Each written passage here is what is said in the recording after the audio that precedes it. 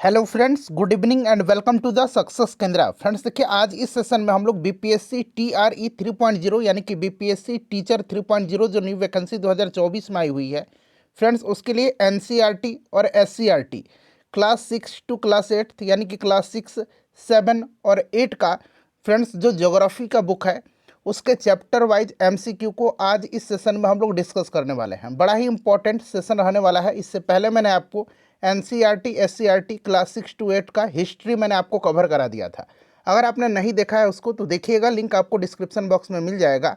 और फ्रेंड्स, अगर आप चैनल पर पहली बार विजिट कर रहे हैं तो चैनल को सब्सक्राइब कर लीजिए और जो बगल में बेल आइकन है, घंटी का निशान है, उसको भी ज़रूर दबा लीजिएगा ताकि जब भी इसी तरह का इंपॉर्टेंट वीडियो अपलोड किया जाए तो उसका नोटिफिकेशन सबसे पहले आपके पास पहुंच जाए।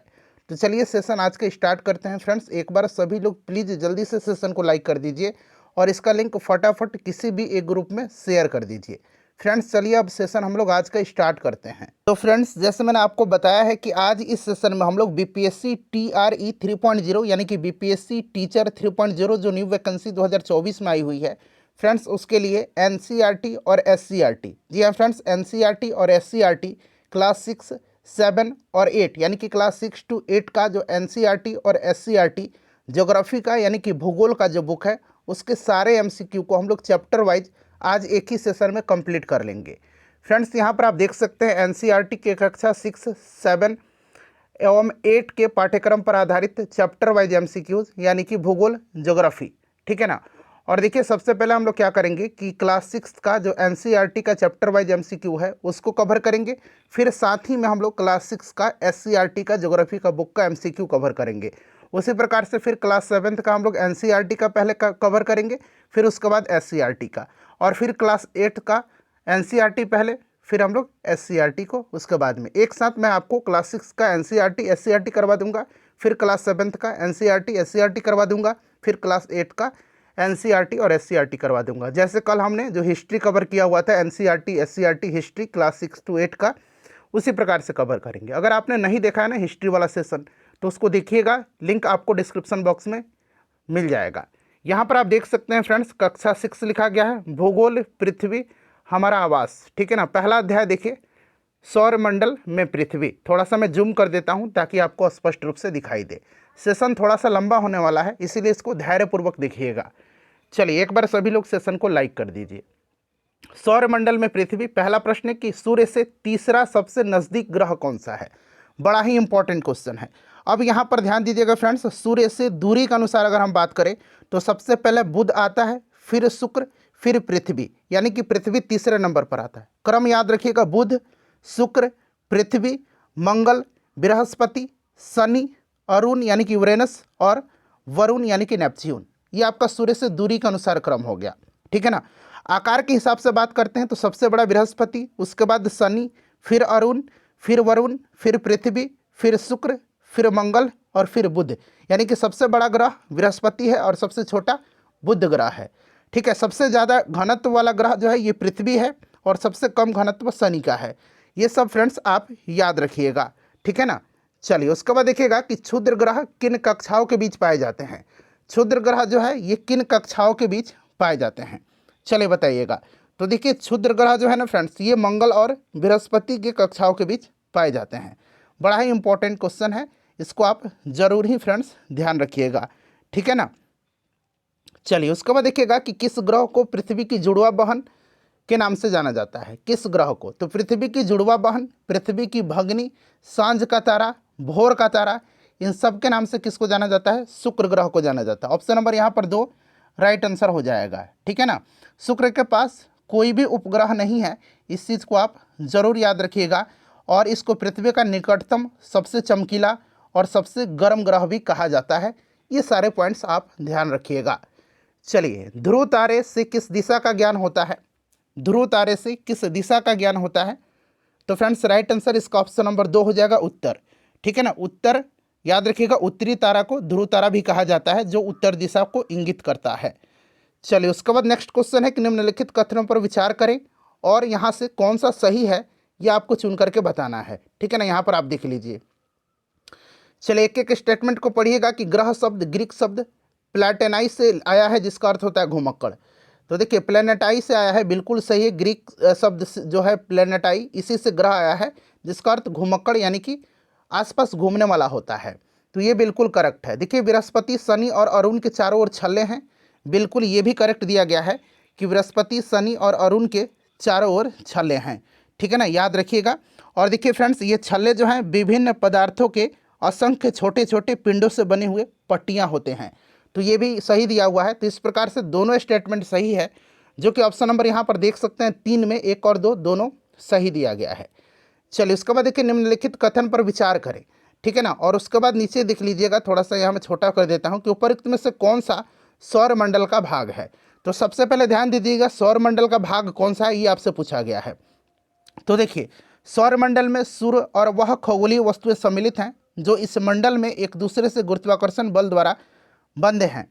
कई तारे के इर्द गिर्द परिक्रमा करते हुए किसी तारे के इर्द गिर्द परिक्रमा करते हुए उन खगोलीय वस्तुओं के समूह को ग्रहीय मंडल कहा जाता है। और जो अन्य तारे न हो, जैसे कि ग्रह, बौने ग्रह, प्राकृतिक उपग्रह, क्षुद्र ग्रह, उल्का, धूमकेतु, खगोलीय धूल, ठीक है ना। तो यहाँ पर आप देखेंगे ये सारे के सारे जो हैं यहाँ पर आपके सौरमंडल के भाग हैं, ठीक है ना। सूर्य 8 ग्रह, चलिए सूर्य ग्रह 8 हैं, ये 8 ग्रह, उपग्रह, कुछ अन्य खगोलीय पिंड जिन्हें हम लोग क्षुद्र ग्रह या उल्का पिंड के रूप में जानते हैं, ये सब सौरमंडल का निर्माण करते हैं। और सूर्य जो होता है ये सौरमंडल के केंद्र में होता है सूर्य, ये भी आप ध्यान रखिएगा। तो उपरोक्त सभी यहाँ पर मेरे हिसाब से राइट आंसर हो जाएगा। चलिए ऑप्शन 4 ही इसका करेक्ट आंसर होगा। चलिए अब दूसरा चैप्टर आ गया फ्रेंड्स कि ग्लोब अक्षांश एवं देशांतर।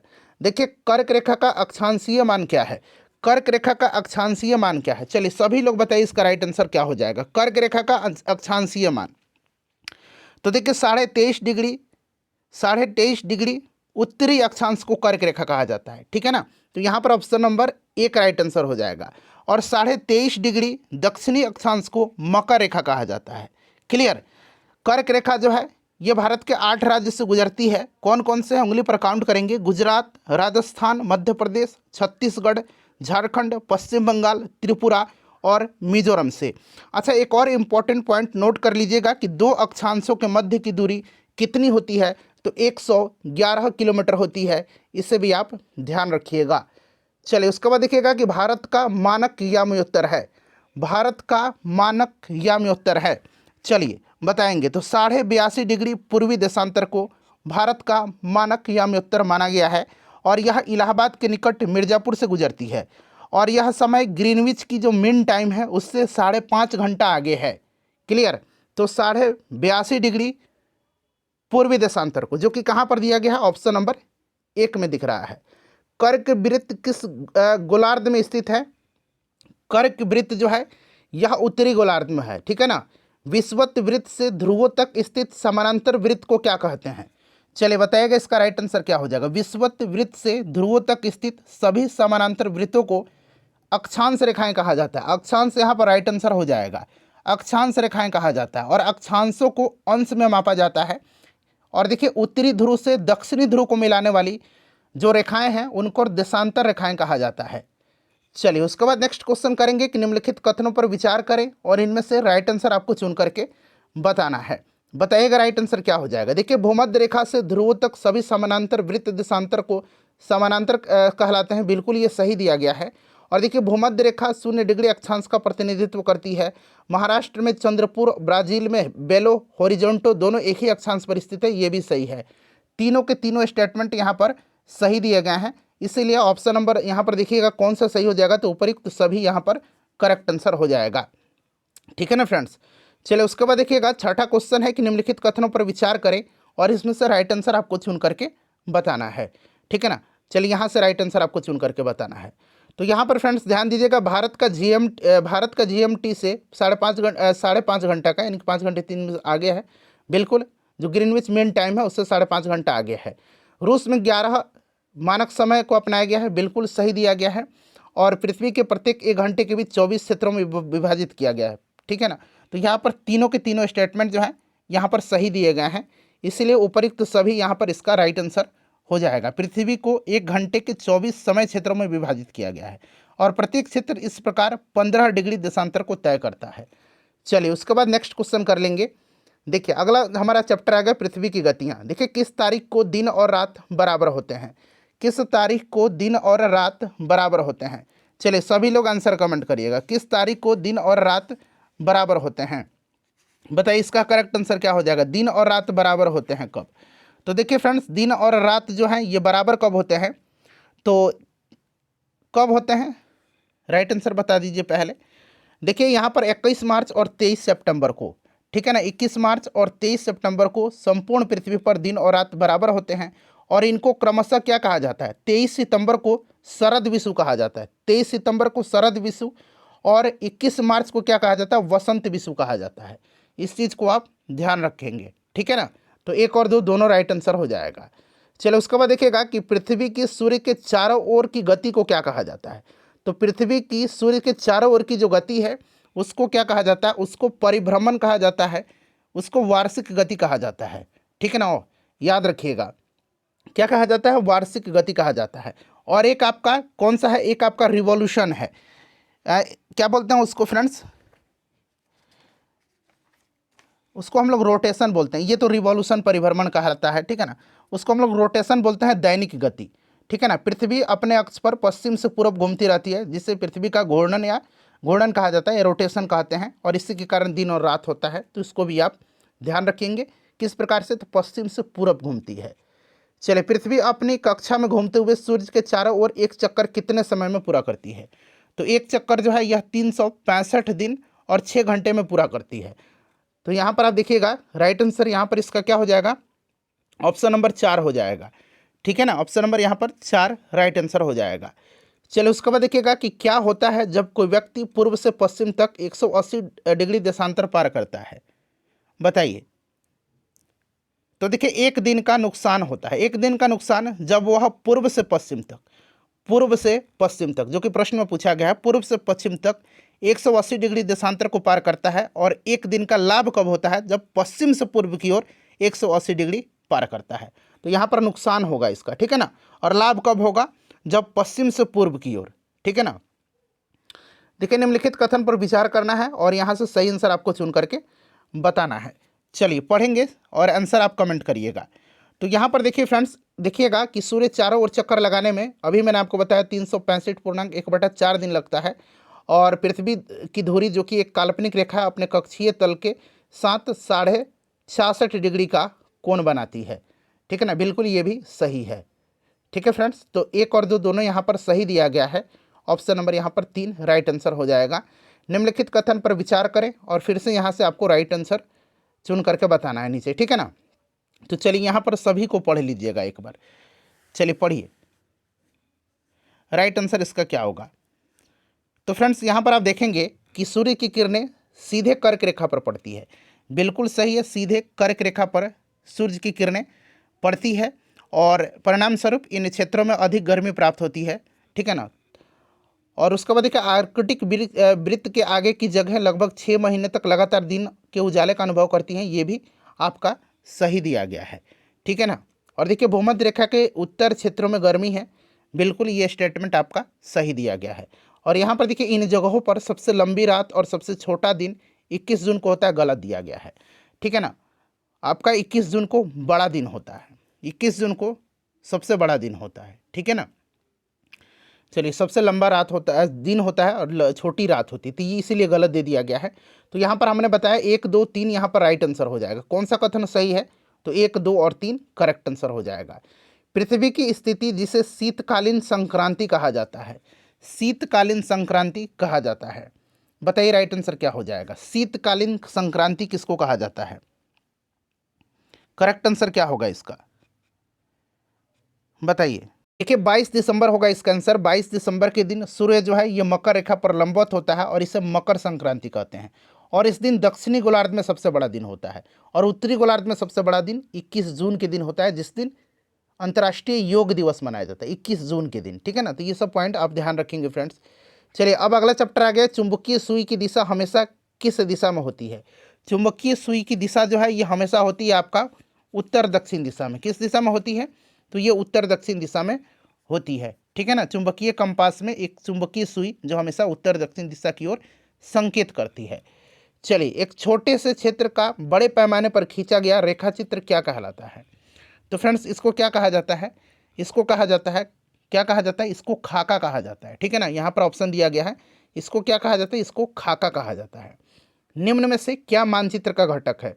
तो मानचित्र का घटक दिशा, दूरी और प्रतीक होता है। तो दिशा, दूरी और चिन्ह दिया गया, उपरोक्त सभी यहाँ पर राइट आंसर हो जाएगा।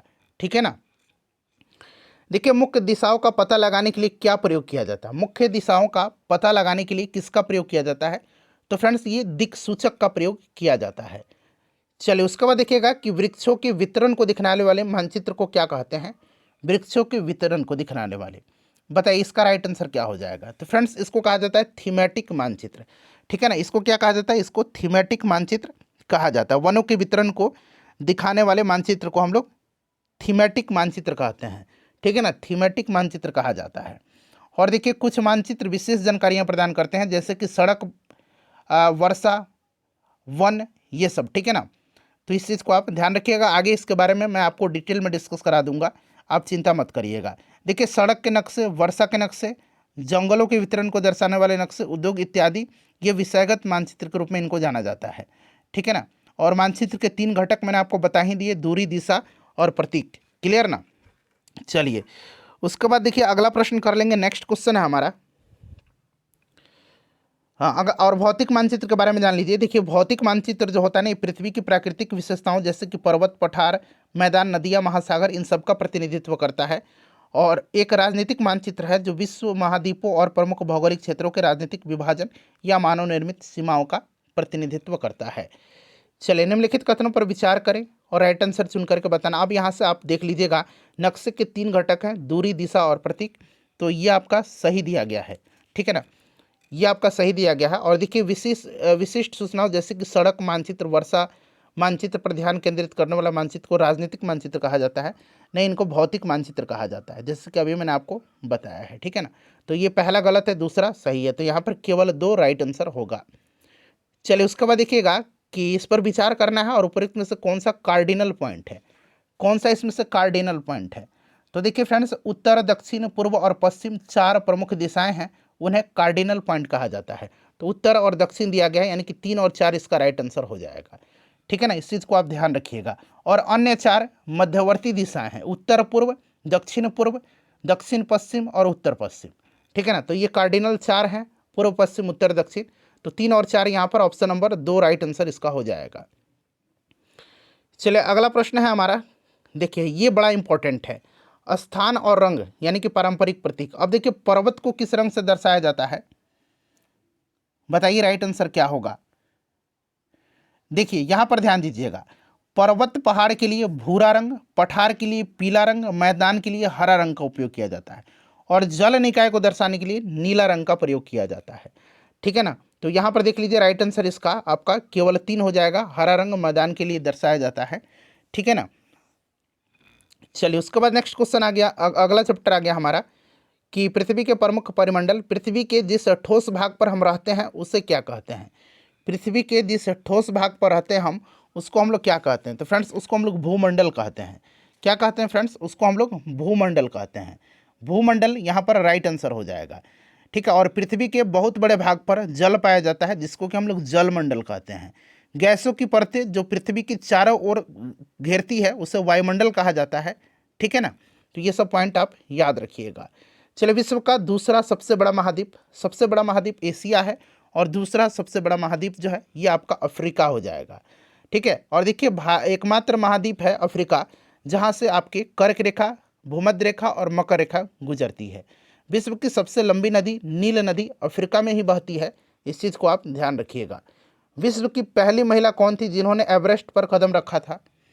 तो माउंट एवरेस्ट पर चढ़ने वाली पहली महिला कौन थी? जुंको तेबई थी। ठीक है ना, जुंको तेबई एक जापानी पर्वतारोही है, इस चीज़ को आप ध्यान रखिएगा। अगला प्रश्न है हमारा, नेक्स्ट क्वेश्चन कर लेंगे। देखिए कि अटलांटिक महासागर अंग्रेजी भाषा के किस अक्षर के समान है? तो अटलांटिक महासागर जो है ना, यह विश्व की दूसरी सबसे बड़ी महासागर है, सबसे बड़ा प्रशांत महासागर है। और अटलांटिक महासागर की आकार अंग्रेजी के एस आकार के जैसा है। ठीक है ना, और प्रशांत महासागर का आकार कैसा है? तो इसका आकार लगभग त्रिकोणीय है प्रशांत महासागर का। चलो, उसके बाद देखिएगा कि माउंट एवरेस्ट समुद्र तल से कितना मीटर ऊंचा है? तो आप एडजेक्ट याद रखिएगा 8,848, 8,848.86 मीटर। ठीक है ना, ये आप एडजेक्ट याद रखिएगा। ठीक है, 8,848.86 मीटर। अब आपको एडजेक्ट याद रखना है। क्लियर ना। चलिए अगला प्रश्न है हमारा, निम्नलिखित कथन पर विचार करना है और उसी प्रकार से यहाँ पर सही आंसर आपको इसमें से चुन करके बताना है। अब यहाँ पर देखिएगा कि स्थल मंडल में पृथ्वी की परत की चट्टानें और मिट्टी की पतली परतें शामिल हैं। ठीक है, चलिए उसके बाद अगला स्टेटमेंट पढ़िएगा। यहाँ पर ये आपका बिल्कुल जो है करेक्ट दिया गया है। दूसरा स्टेटमेंट देखिएगा कि समुद्र जल का स्तर सभी जगह समान रूप से होता है, तो ये भी आपका सही है। और भूमि की ऊंचाई समुद्र तल से मापी जाती है, जिससे एक रूप में लिया जाता है। नहीं, ये ऊंचाई जो होती है ना अलग अलग होती है, पहाड़ों की ऊंचाई से अलग होती है, फिर किसी, तो ये अलग अलग होती है, तो एक रूप से गलत दिया गया है। पहला और दूसरा स्टेटमेंट यहाँ पर आपका सही दिया गया है। उसके बाद चलिए नेक्स्ट क्वेश्चन है कि कौन सा महासागर एस आकार का है। तो एस आकार का जो है कौन सा महासागर है फ्रेंड्स, अभी हमने कवर किया था इसको, तो ये अटलांटिक महासागर है। कौन सा एकमात्र महासागर किसी देश के नाम पर है, तो किसी देश के नाम पर है, एकमात्र हिंद महासागर है जो कि आपके भारत देश के नाम पर है। चलिए उसके बाद देखिएगा कि निम्न कथनों पर विचार करें और राइट आंसर यहाँ से आपको बताने हैं। चलिए एक एक करके सभी स्टेटमेंट को फ्रेंड्स अब पढ़िए। ठीक है ना। अब यहाँ पर देखिएगा कि वायुमंडल की लगभग 600 किलोमीटर की ऊंचाई तक फैला हुआ है। वायुमंडल लगभग 600 किलोमीटर, जी नहीं, 1000 से भी अधिक ऊंचाई पर यह फैला हुआ है। तो यहाँ पर आपका गलत हो जाएगा। संरचना, तापमान और अन्य गुणों के आधार पर वायुमंडल को 5 परतों में विभाजित किया गया है। कौन कौन से ये 5 परत हैं? क्षोभ मंडल, समताप मंडल, मध्य मंडल, बाह्य मंडल और बहिर्मंडल। तो ये आपका सही दिया गया है। तो यहाँ पर दूसरा स्टेटमेंट सही है, तो केवल 2 यहाँ पर राइट आंसर हो जाएगा। चलिए अब नेक्स्ट चैप्टर आ गया। पहला प्रश्न पढ़िएगा कि वह स्थलीय भाग जो कि आसपास की भूमि से ऊंची उठी होती है क्या कहलाती हैं। फ्रेंड्स इनको क्या कहा जाता है? इनको कहा जाता है पहाड़ी। ठीक है ना, इनको पहाड़ी कहा जाता है। इनको क्या कहा जाता है? पहाड़ी कहा जाता है। निम्न में से कौन सा पर्वत का प्रकार है? इसमें से देखिए पर्वत का प्रकार अगर आपसे पूछा जाए तो पर्वत के प्रकार इसमें से कौन से हैं? तो आपके बलित, ब्लॉक फॉरेस्ट और ज्वालामुखी पर्वत। ठीक है ना, ब्रह्मोत्सव और बलित और ज्वालामुखी, उपरोक्त सभी राइट आंसर हो जाएगा। अच्छा, बलित पर्वत का उदाहरण बार बार पूछा जाता है। ठीक है ना, बलित पर्वत का तो Himalaya, Alps, Ural, Rocky Andes, ये सब बलित पर्वत के उदाहरण हैं। चलिए पृथ्वी की भूपरपट्टी पर दूसरा सबसे प्रचुर तत्व कौन सा है? सबसे प्रचुर तत्व पूछा गया है, तो बताइए राइट आंसर क्या हो जाएगा? तो ऑक्सीजन पृथ्वी की भूपट्टी पर सबसे प्रचुर तत्व है ऑक्सीजन। लेकिन दूसरा जो पूछा गया है तो ये सिलिकॉन होगा। चलिए पठारों में किसकी प्रचुरता होती है? पठारों में किसकी प्रचुरता होती है? तो पठार खनिज भंडार से समृद्ध होते हैं। ठीक है ना, लावा पठार काली मिट्टी की प्रचुरता होती है जो उपजाऊ और खेती के लिए अच्छी होती है। तो यहाँ पर देखिए आपका खनिज राइट आंसर हो जाएगा। देखिए पर्वतों पर हमेशा जमी रहने वाली बर्फ की नदियाँ क्या कहलाती हैं? तो इन नदियों को क्या कहा जाता है? हिमानी कहा जाता है। ठीक है ना, इनको हिमानी कहा जाता है। देखिए निम्नलिखित कथन पर विचार करें और यहाँ से आपको बताना है कि कौन सा इसमें सही दिया गया है। ठीक है ना। चलिए अब यहाँ पर देखिएगा इसमें से सही कौन सा दिया गया है। तो हिमालय पर्वत और आल्प्स युवा बलित पर्वत के यंग फोल्डेड माउंटेन एग्जाम्पल हैं, बिल्कुल सही है। भारत में अरावली श्रृंखला दुनिया की सबसे पुरानी वलित पर्वत क्रम में से एक है, ये भी सही दिया गया है। उसके बाद देखिए उत्तरी अमेरिका में आल्पेशियन और रूस में यूराल पर्वत बहुत पुराने वलित पर्वत हैं, ये भी आपका सही दिया गया है। यानी कि तीनों स्टेटमेंट सही है, तो उपरोक्त सभी यहाँ पर राइट आंसर हो जाएगा। चलिए उसके बाद देखिएगा कि अफ्रीका में जो माउंट किलिमंजारो है ये तंजानिया में है, और जापान में माउंट फ्यूजियामा है, ये उदाहरण किसके हैं? तो देखिए किलिमंजारो और फ्यूजियामा जो हैं ये आपके ज्वालामुखी पर्वत के उदाहरण हैं, ये ज्वालामुखी पर्वत के उदाहरण हैं। ठीक है ना। चलिए अगला प्रश्न है हमारा कि दुनिया का सबसे ऊंचा पठार कौन सा है? तो सबसे ऊंचा तिब्बत का पठार है। कौन सा है? ये तिब्बत का पठार हो जाएगा। ये सब इंपॉर्टेंट क्वेश्चन है, इन सबको ध्यान रखना होगा आपको। चलिए उसके बाद आगे आपका नेक्स्ट चैप्टर, भारत का क्षेत्रफल कितना वर्ग किलोमीटर है? भारत का क्षेत्रफल जो है ये कितना वर्ग किलोमीटर है? तो आप याद रखिएगा 3.287 मिलियन किलोमीटर स्क्वायर है। ठीक है ना, इस चीज़ को आप ध्यान रखिएगा। तो यहाँ पर देखिएगा आपका 32.8 लाख हो जाएगा ना लगभग। चलिए कौन सी जल संधि भारत को श्रीलंका से अलग करती है? कौन सी जल संधि, और क्षेत्रफल के हिसाब से भारत विश्व का 7वां सबसे बड़ा देश है, इस चीज़ को भी आप याद रखिएगा। ठीक है ना। चलिए तो ये पाक जल संधि है जो कि आपको भारत और श्रीलंका को अलग करती है। नेक्स्ट क्वेश्चन है कि छोटे समुद्री जंतुओं के कंकाल को क्या कहा जाता है? तो फ्रेंड्स इनको क्या कहा जाता है बताइए? तो फ्रेंड्स इनको प्रवाल और पॉलिप कहा जाता है। तो एक और दो दोनों यहाँ पर राइट आंसर हो जाएगा। चलिए उसके बाद नेक्स्ट क्वेश्चन है हमारा कि हिमालय की सबसे दक्षिणी भाग को क्या कहा जाता है? हिमालय की सबसे दक्षिणी भाग को, तो फ्रेंड्स इसको शिवालिक कहा जाता है। शिवालिक श्रेणी को बाह्य हिमालय भी कहा जाता है। हिमालय पर्वत का सबसे दक्षिणी तथा भौगोलिक रूप से युवा भाग है जो पश्चिम से पूर्व तक फैला हुआ है। ठीक है, देखिए स्थल का वह भाग जो नदी के मुहाने पर बनता है क्या कहलाता है? नदी के मुहाने पर जो बनता है वो आपका डेल्टा बनता है। ठीक है ना, डेल्टा बनता है। और बंगाल की खाड़ी में जो गिरने वाली नदियां हैं ये इनमें से ज़्यादातर नदियां डेल्टा का निर्माण करती हैं। और जो आपकी नर्मदा और ताप्ती नदी है, नर्मदा और ताप्ती, ये आपकी एस्चुरी का निर्माण करती हैं। चलिए उसके बाद नेक्स्ट क्वेश्चन करेंगे। अगला प्रश्न क्वेश्चन नंबर 6 है हमारा। प्रश्न पढ़ेंगे और इसका आंसर बताएंगे। ठीक है ना, चलिए देखिएगा कि प्रायद्वीपीय भूमि का एक बड़ा टुकड़ा है जो दोनों तरफ से पानी से घिरा हुआ है। ये गलत है। प्रायद्वीपीय भूमि का एक टुकड़ा है जो 3 तरफ से पानी से घिरा हुआ है। ठीक है ना, तो ये दोनों तरफ से, ये गलत हो गया। कश्मीर से कन्याकुमारी तक उत्तर दक्षिण का विस्तार लगभग में 3200 किलोमीटर है, बिल्कुल करेक्ट है। और यहाँ पर देखिए पूर्व से पश्चिम का जो विस्तार है ना, यहाँ पर देख लीजिएगा, ये आपका लगभग 2900 किलोमीटर है। ये आपका, ये भी सही दिया गया है। तो तीसरा और दूसरा सही है, पहला गलत था। ठीक है ना, तो यहाँ पर दूसरा और तीसरा सही है। चलिए उसके बाद देखिएगा कि प्रायद्वीपीय पठार आकार में त्रिकोणीय है। बताइए सही है या फिर गलत है?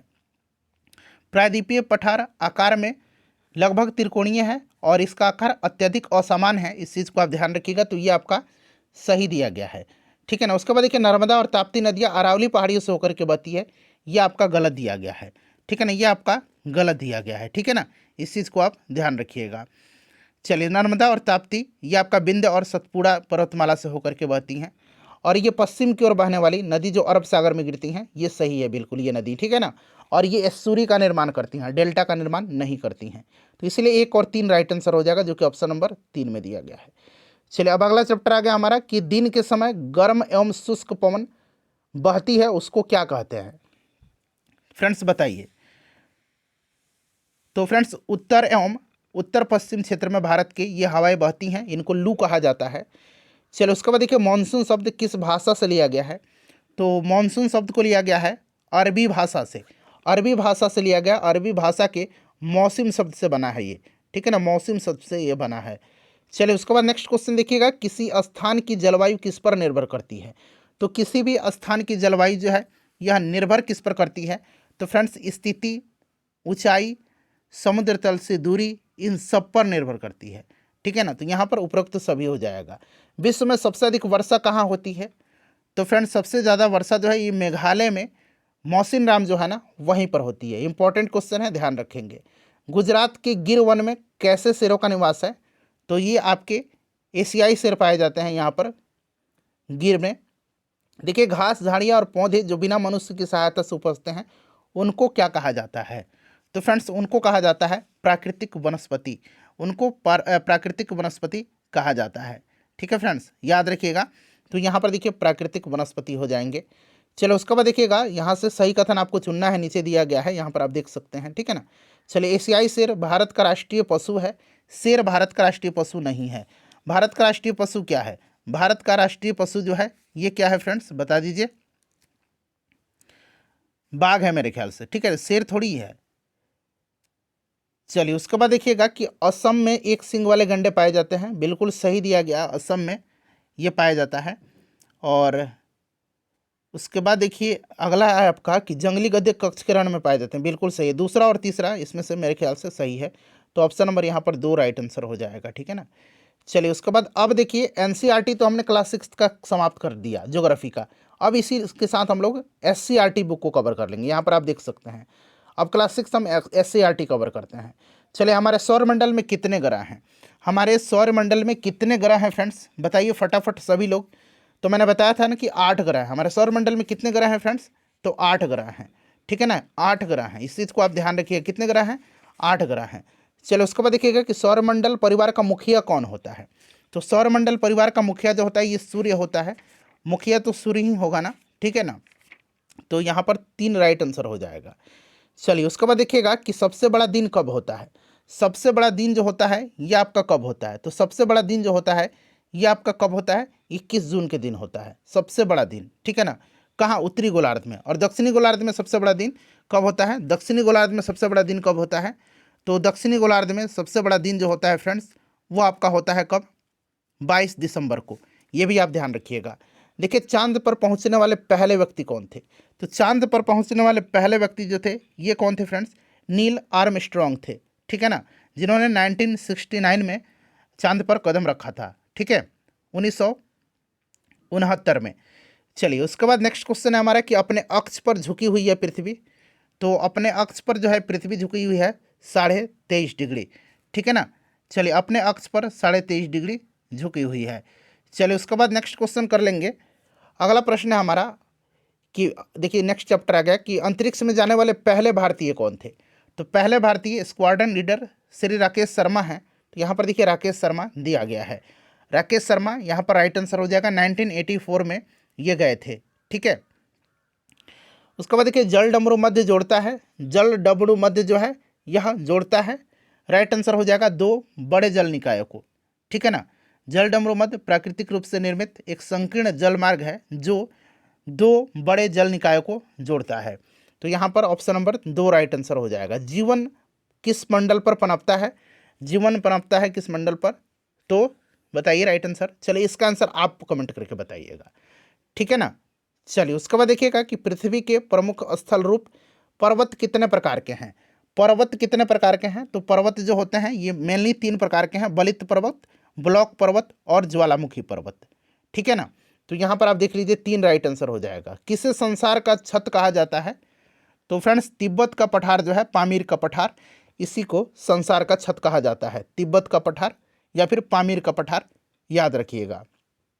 नेक्स्ट क्वेश्चन है कि पहाड़ों की लंबी श्रृंखला को क्या कहा जाता है, सिंपल सा क्वेश्चन, इसको पर्वतमाला कहा जाता है, ठीक है ना।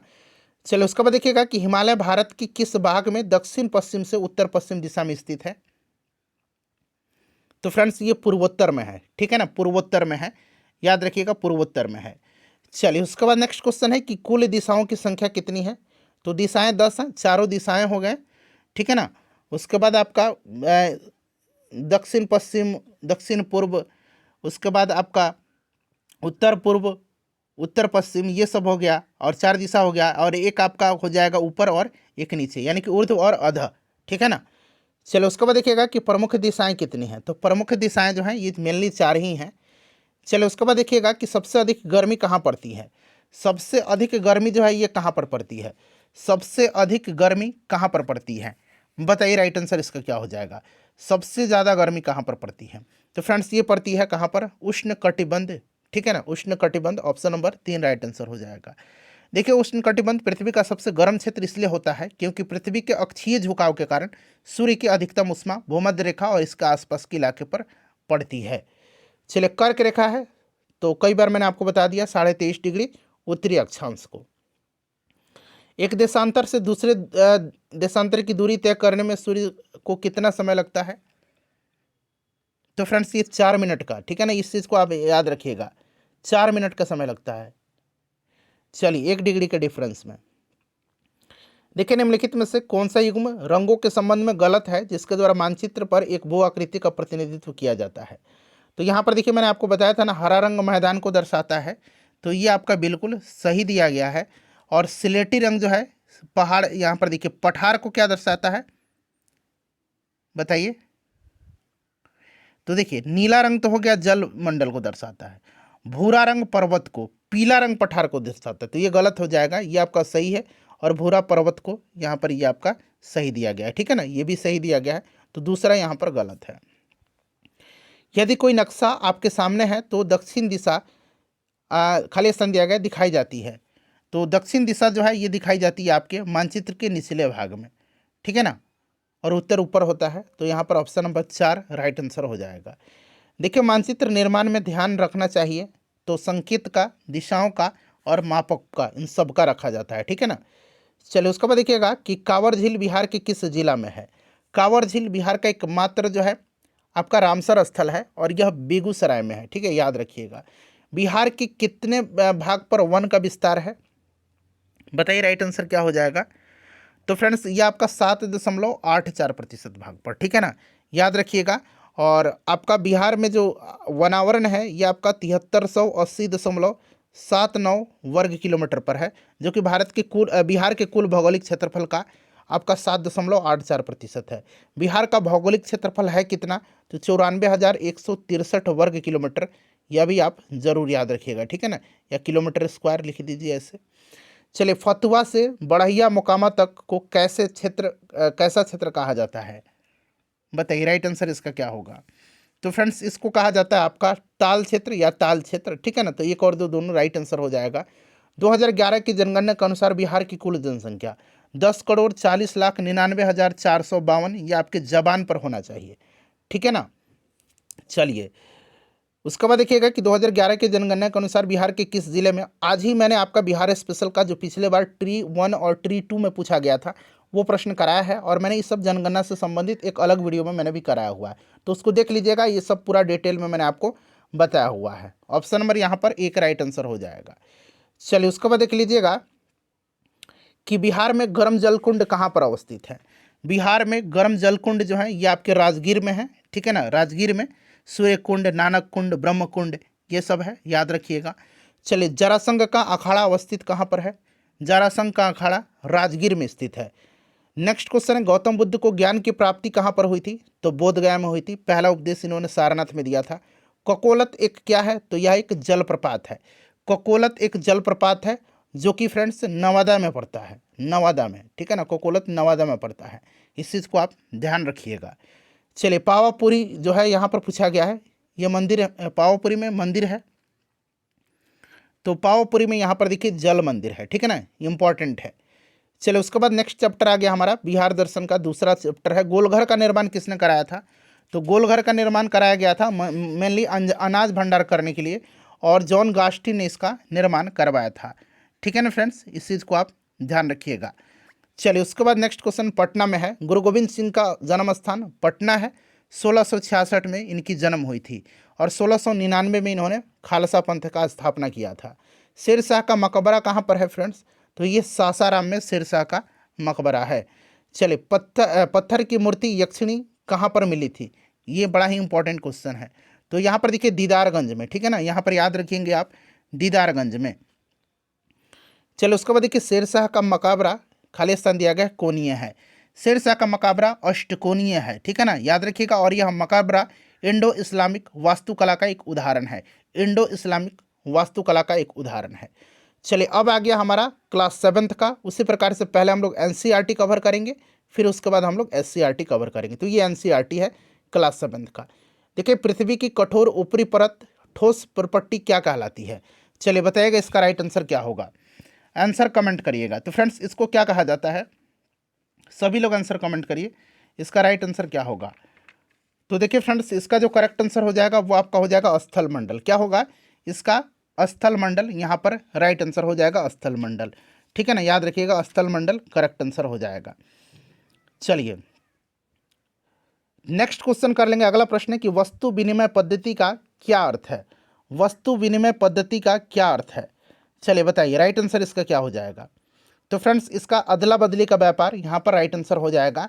उसके बाद देखिए, पर्यावरण के कितने घटक होते हैं? पर्यावरण के कितने घटक होते हैं? तो 4 घटक हैं। कौन कौन से? वायुमंडल, जीवमंडल, स्थल मंडल और जलमंडल, ठीक है ना। तो यहाँ पर 4 राइट आंसर हो जाएगा। ग्रीन हाउस प्रभाव कौन सी गैस पैदा करती है?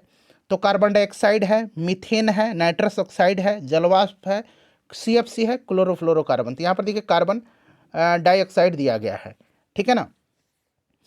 चलो, उसके बाद देखिए, वायुमंडल में सर्वाधिक पाई जाने वाली गैस कौन सी है? तो सबसे ज़्यादा जो गैस पाई जाती है ये नाइट्रोजन गैस पाई जाती है, लगभग कितना? 78%, ठीक है ना, 78.08% याद रखेंगे आप। चलिए, उसके बाद देखिएगा कि निम्नलिखित कथनों पर विचार करें, और यहाँ से राइट आंसर आपको चुन करके बताना होगा। चलिए, अब यहाँ पर देखिएगा राइट आंसर इसमें से क्या होगा।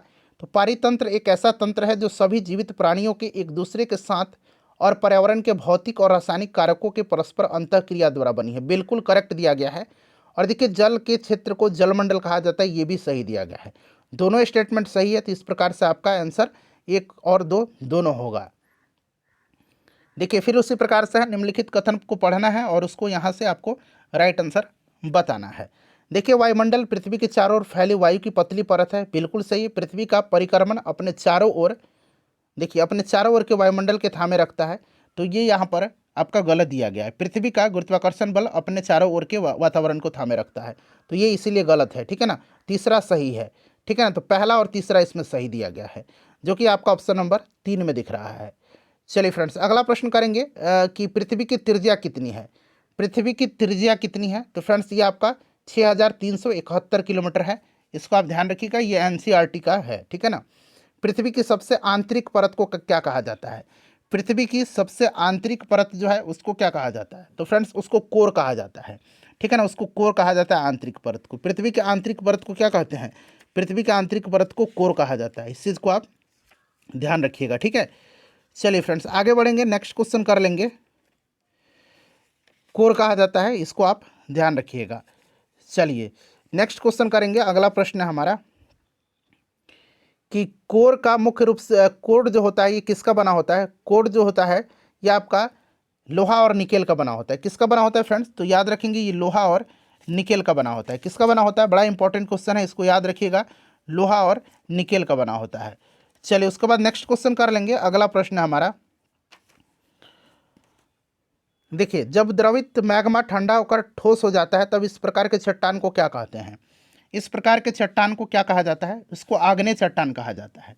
इसको आग्नेय चट्टान कहा जाता है या मैग्मेटिक चट्टान भी कहा जाता है, ठीक है ना, ध्यान रखिएगा। और 3 मुख्य चट्टान प्रकार के हैं, ठीक है ना। तो ये आपका अन्य अवसादी और कायांतरित हो गया आग्नेय के अलावा, तो यहाँ पर देखिए आग्नेय हो जाएगा। उसके बाद देखिए निम्नलिखित कथन पर विचार करें और राइट आंसर आपको बताने हैं। चलिए पढ़िएगा और राइट आंसर बताइए।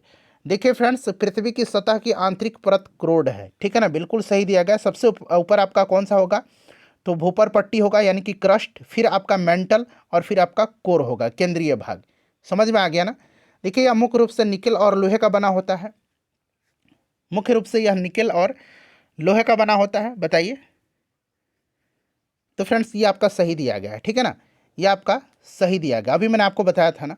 चलिए केंद्रीय क्रोड का तापमान और दबाव काफ़ी उच्च होता है, तो यहाँ पर देखिएगा केंद्रीय क्रोड का तापमान और दबाव काफ़ी उच्च होता है, ठीक है। तो इसमें से राइट आंसर क्या होगा बताइए। देखिए एक तो आपको पहला स्टेटमेंट मैंने आपको बता ही दिया कि पृथ्वी की सतह की आंतरिक परत क्रोड है। और देखिए फ्रेंड्स उसके बाद देखिएगा यह मुख्य रूप से निकेल और लोहे का बना होता है, ठीक है ना, जिसको कि हम लोग नीफे कहते हैं। और उसके बाद देखिए केंद्रीय क्रोड का तापमान और दबाव काफ़ी उच्च होता है, काफ़ी उच्च होता है। तीनों स्टेटमेंट सही है, तो यहाँ पर देखिए उपरोक्त तो सभी यहाँ पर राइट आंसर हो जाएगा, ठीक है ना फ्रेंड्स। चलिए आगे बढ़ेंगे, अब नेक्स्ट क्वेश्चन कर लेंगे। अगला प्रश्न है हमारा कि आग्नेय शैलों को प्राथमिक शैलें कहा जाता है, बताइएगा इसमें से कौन सा सही दिया गया है। बिल्कुल सही है ये, और ग्रेनाइट बहिर्भेदी आग्नेय शैल का एक उदाहरण है। तो ग्रेनाइट जो है ना, ग्रेनाइट ये आपका, ग्रेनाइट जो है ना ये आपका आग्नेय शैल का उदाहरण नहीं है, ठीक है ना, याद रखिएगा। तो यहाँ पर आपका इसमें से आपका हो गया, पहला सही हो गया, द्रवित लावा पृथ्वी की सतह पर ठंडा होकर बहिर्भेदी आग्नेय शैल का निर्माण करता है, ये आपका सही है। तो पहला और यहाँ पर तीसरा राइट आंसर हो जाएगा, ठीक है ना, पहला और तीसरा यहाँ पर राइट आंसर हो जाएगा। चलिए उसके बाद नेक्स्ट क्वेश्चन कर लेंगे। तो पहला और तीसरा यहाँ पर आपका कहाँ पर दिया गया, 3 में दिया गया पहला और तीसरा, ठीक है ना। चलिए उसके बाद नेक्स्ट क्वेश्चन कर लेंगे। अब अगला चैप्टर आ गया कि भूकंप की तीव्रता मापने की इकाई क्या है। भूकंप की तीव्रता मापा जाता है किससे, तो फ्रेंड्स ये रिएक्टर स्केल से मापा जाता है, वायुदाब बैरोमीटर से मापा जाता है, ठीक है ना। तो यहाँ पर रिएक्टर स्केल करेक्ट आंसर हो जाएगा, रिएक्टर स्केल करेक्ट आंसर हो जाएगा। चलो उसके बाद देखिएगा कि नदी के मुहाने पर बनने वाले स्थल रूप जो है क्या कहलाती है। तो मुहाने पर जो बनता है उसको डेल्टा कहा जाता है। और यहाँ पर विसर्प भी देख लीजिएगा कि प्रौढ़ अवस्था में जब नदी मैदानों में प्रवाहित होती है तो निम्न कटाव की अपेक्षा क्षैतिज अपर्दन अधिक करता है, ठीक है ना। इसके कारण घाटी चौड़ा हो जाती है और मैदान में घाटी का ढाल बंद होने के कारण ये आपकी कल खाती हुई नदी मोड़ों का निर्माण करती हैं, और इन्हीं मोड़ों को जो है आपको विसर्प कहा जाता है, यानी कि रिवर मेंडर कहा जाता है। चलो उसके बाद देखिएगा कि रेगिस्तान के अपर्दन एवं निक्षेपण का प्रमुख कारक क्या है, रेगिस्तान का। तो ये आपका पवन होता है रेगिस्तान में, ठीक है ना, रेगिस्तान का मेनली पवन है, ठीक है। चलिए उसके बाद देखिए नेक्स्ट क्वेश्चन करेंगे। अगला प्रश्न है हमारा कि वह स्थान जहां भूकंप उत्पन्न होता है उससे क्या कहते हैं। वह स्थान जहां पर भूकंप उत्पन्न होता है उसको क्या कहते हैं। तो जहां पर भूकंप उत्पन्न होता है ये आपसे पूछा जा रहा है। बताइए राइट आंसर क्या हो जाएगा, करेक्ट आंसर क्या हो जाएगा।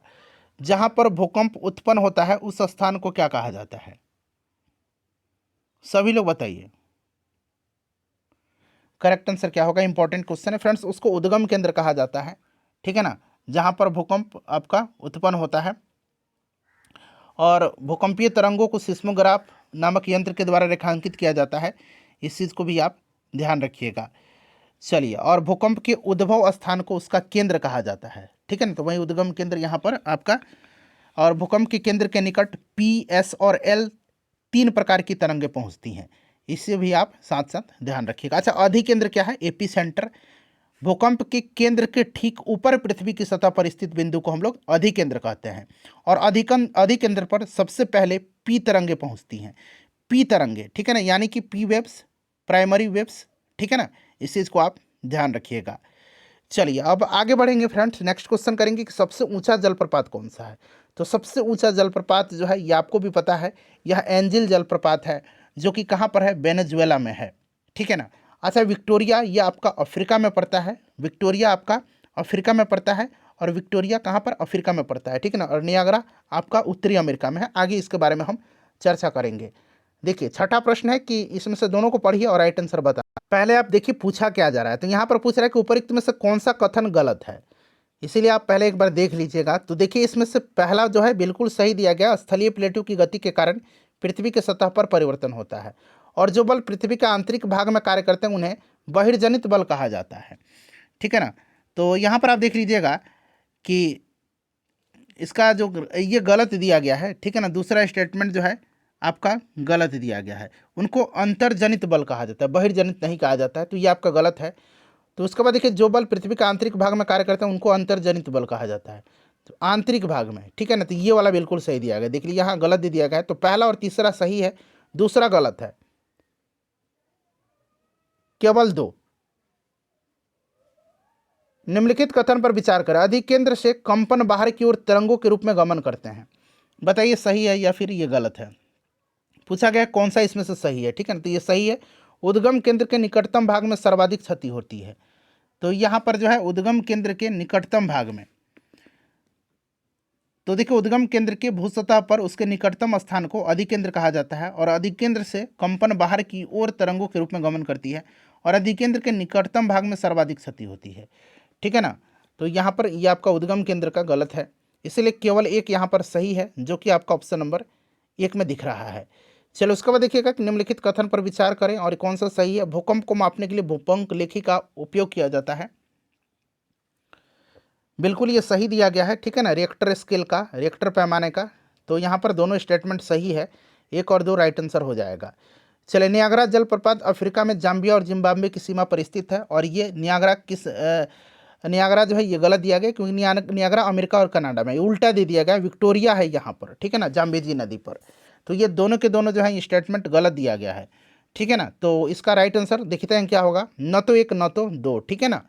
चलिए, रेगिस्तानी इलाकों में पवन के निक्षेपणात्मक विशेषता के रूप में छोटी पहाड़ी संरचनाओं को क्या कहा जाता है।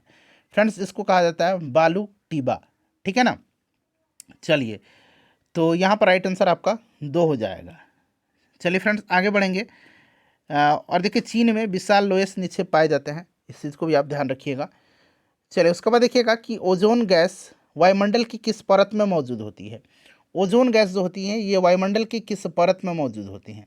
तो ओजोन जो होती है ये समताप मंडल में होती है। हवाई जहाज वायुमंडल की किस परत में उड़ते हैं, तो ये समताप मंडल में उड़ते हैं, ठीक है ना। 1 मिनट रुक जाइए, राइट आंसर हाँ समताप मंडल, ठीक है। और क्षोभ मंडल में जितनी भी वायुमंडलीय घटनाएं हैं ये सब घटित होती हैं। चलिए उसके बाद देखिए अंतरिक्ष से आने वाले उल्कापिंड वायुमंडल की किस परत में प्रवेश करते ही जलने लगते हैं। तो फ्रेंड्स ये मध्य मंडल में, ठीक है ना। चलिए उसके बाद देखिएगा कि पृथ्वी के तापमान में वृद्धि को खाली स्थान दिया गया के रूप में जाना जाता है। बताइए राइट आंसर इसका क्या हो जाएगा, इसका करेक्ट आंसर क्या हो जाएगा। तो फ्रेंड्स इसको आपको भूमंडलीय तापन के रूप में जाना जाता है, ठीक है ना। भूमंडलीय तापन के रूप में इसको जाना जाता है। चलो उसके बाद देखिएगा कि पौधे के उनके उत्तरजीविता के लिए आवश्यक गैस कौन सी है। तो फ्रेंड्स ये नाइट्रोजन है उत्तरजीविता के लिए, ठीक है ना, नाइट्रोजन गैस है, नाइट्रोजन गैस है, ठीक है ना। चलिए उसके बाद नेक्स्ट क्वेश्चन कर लेंगे कि निम्नलिखित पर विचार करें, वायुमंडल की परत है और ऊंचाई दूसरी तरफ है, क्षोभ मंडल की ऊंचाई कितनी है। चलिए क्षोभ मंडल की ऊंचाई 13 किलोमीटर है। तो यहाँ पर आप देखेंगे तो यहाँ पर 13 किलोमीटर सही दिया गया। समताप मंडल का 50 किलोमीटर की ऊंचाई तक फैला, ये तो दोनों सही हो गया, ठीक है ना। अब देखिए बाह्य मंडल जो होता है ना, बाह्य मंडल, अब यहाँ पर देखिए बाह्य मंडल जो होता है ये आयन मंडल इसी का एक भाग है और इसका विस्तार 800 से लेकर के 400 किलोमीटर, तो ये गलत दिया गया है। और मध्य मंडल जो है, मध्य मंडल ये वायुमंडल की तीसरी परत है और यह समताप मंडल के ऊपर 80 किलोमीटर की ऊंचाई तक फैला हुआ है, तो ये भी उल्टा दे दिया गया है, इसलिए एक और दो सही है इसमें से, तो राइट आंसर इसका एक और दो हो जाएगा। चलिए निम्नलिखित कथन पर विचार करें और सही आंसर इसमें बताना है कि वायुमंडल की सबसे ऊपरी परत आयन मंडल है। वायुमंडल की सबसे ऊपरी परत जो है ये आपका आयन मंडल है, ये गलत दिया गया है। वायुमंडल की सबसे ऊपरी परत जो है यह कौन सा है, एक मिनट देख लीजिए कौन सा कथन इसमें से सही दिया गया है, ठीक है ना। तो और हीलियम और हाइड्रोजन जैसे हल्की गैसें बहिर्मंडल से अंतरिक्ष में तैरती हैं, ये वाला तो स्टेटमेंट आपका सही दिया गया है, ठीक है। वायुमंडल की सबसे ऊपरी परत को क्या कहते हैं।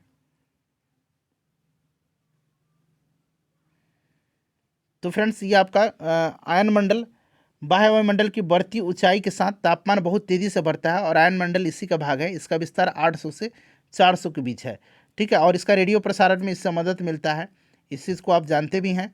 वायुमंडल की सबसे ऊपरी परत जो होती है ना ये आपकी बहिर्मंडल है, तो ये वाला इसीलिए गलत है, ठीक है। तो इसमें केवल दो राइट आंसर हो जाएगा, तो ऑप्शन नंबर पे देखिए दो में दिया गया है। नेक्स्ट क्वेश्चन हमारा कि निम्नलिखित कथन पर विचार करें, समुद्र स्तर पर वायु दाब सर्वाधिक होता है और ऊंचाई पर जाने पर यह घटता है, बताइए राइट आंसर इसका क्या हो जाएगा। तो यहाँ पर आपका ये बिल्कुल जो है आपका करेक्ट दिया गया है, ठीक है ना। और उच्च दाब बादल युक्त आकाश और नम मौसम के साथ जुड़ा होता है, ये आपका गलत दिया गया है। तीसरा स्टेटमेंट भी सही दिया गया है, ठीक है ना। तो इस प्रकार से आपका राइट आंसर इसका ऑप्शन 3 में दे रखा है, 1 और 3 राइट आंसर हो जाएगा। चलिए उसके बाद देखिएगा कि कौन सी प्रक्रिया जिसके माध्यम से पानी लगातार अपना रूप बदलते रहता है। तो फ्रेंड्स उसको कहा जाता है जल चक्र, ठीक है ना, जल चक्र इसका राइट आंसर हो जाएगा। चलिए जल चक्र राइट आंसर हो जाएगा। नेक्स्ट क्वेश्चन है हमारा कि विश्व जल दिवस कब मनाया जाता है। तो ये 22 मार्च के दिन मनाया जाता है, 22 मार्च याद रखिएगा, और इसी दिन बिहार दिवस भी मनाया जाता है। चलिए दिन में 2 बार नियम से महासागरीय जल का उठना और गिरना क्या कहलाता है। तो फ्रेंड्स इसको ज्वार भाटा कहा जाता है, क्या कहा जाता है, ज्वार भाटा। चंद्रमा और सूर्य की आकर्षण शक्ति के कारण मेनली ये आता है। चलिए उसके बाद नेक्स्ट क्वेश्चन है कि बृहत ज्वार किन दिनों में आते हैं। बृहत ज्वार जो है कब आता है। तो देखिए जब सूर्य, चंद्रमा और पृथ्वी एक सीधी रेखा में होंगे तो ज्वार की ऊंचाई अधिक होगी और इन्हें ऊंचा ज्वार कहा जाता है, और ये महीने में 2 बार आती है, और एक पूर्णिमा की अवधि के दौरान और दूसरा अमावस्या के दौरान।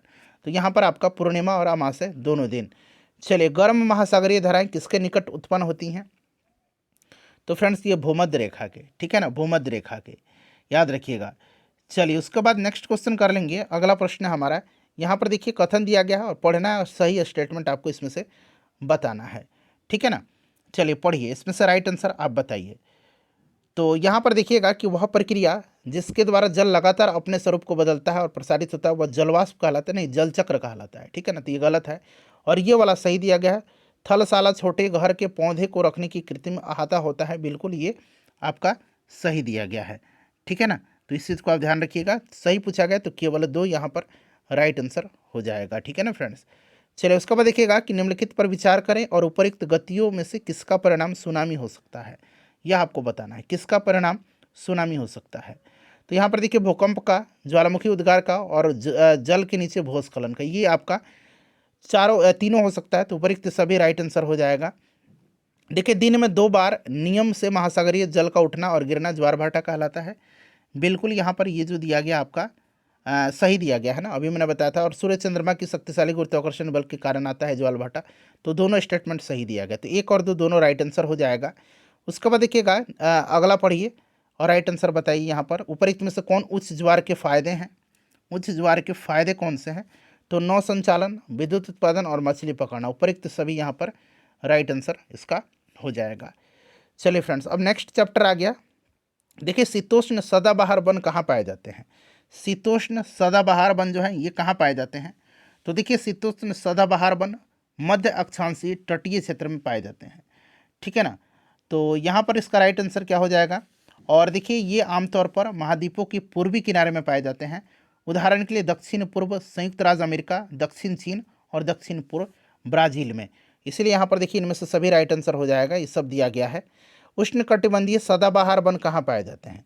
तो उष्णकटिबंधीय सदाबहार वन जो है ये कहाँ पर पाए जाते हैं। तो ये भूमध्य रेखा से दक्षिण या उत्तर में लगभग 5 डिग्री अक्षांश के भीतर पाए जाते हैं और ये एशिया, ऑस्ट्रेलिया, अफ्रीका, दक्षिण अमेरिका, मध्य अमेरिका और प्रशांत के द्वीपों पर पाए जाते हैं।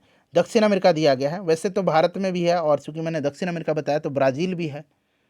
तो इस तरह के प्रश्न में थोड़ा सा कन्फ्यूज़न होता है। किस प्रकार के वन प्रदेश को विश्व का फलोद्यान कहा जाता है। और भारत में जो है सबसे बड़ा क्षेत्र पर उष्णकटिबंधीय पर्णपाती वन पाए जाते हैं, इससे भी आप ध्यान रखिएगा। तो यहाँ पर आपका भूमध्य सागरीय वन यहाँ पर राइट आंसर हो जाएगा, ठीक है ना। चलिए, वनस्पति की वृद्धि किस पर निर्भर करती है। वनस्पति की वृद्धि जो है यह तापमान और वर्षा पर निर्भर करती है। तो यहाँ पर ऑप्शन नंबर 4 राइट आंसर हो जाएगा, ठीक है। चलिए उसके बाद नेक्स्ट क्वेश्चन है हमारा। देखिए एक तरफ जो है वनस्पति दिया गया है और नमी तत्व दिया गया है, ठीक है। अब यहाँ पर चलिए इनको हम लोग मिलान करते हैं। तो यहाँ पर देखिए पूछा गया कौन सा सुमेलित है। तो वन भारी वर्षा, घास स्थल मध्यम वर्षा और झाड़ियाँ शुष्क क्षेत्र। तो ये उपरोक्त सभी यहाँ पर इसका राइट आंसर हो जाएगा। चलिए निम्नलिखित कथन पर विचार करें और कौन सा कथन यहाँ पर सही दिया गया है नीचे यहाँ से आपको चुन करके बताने हैं।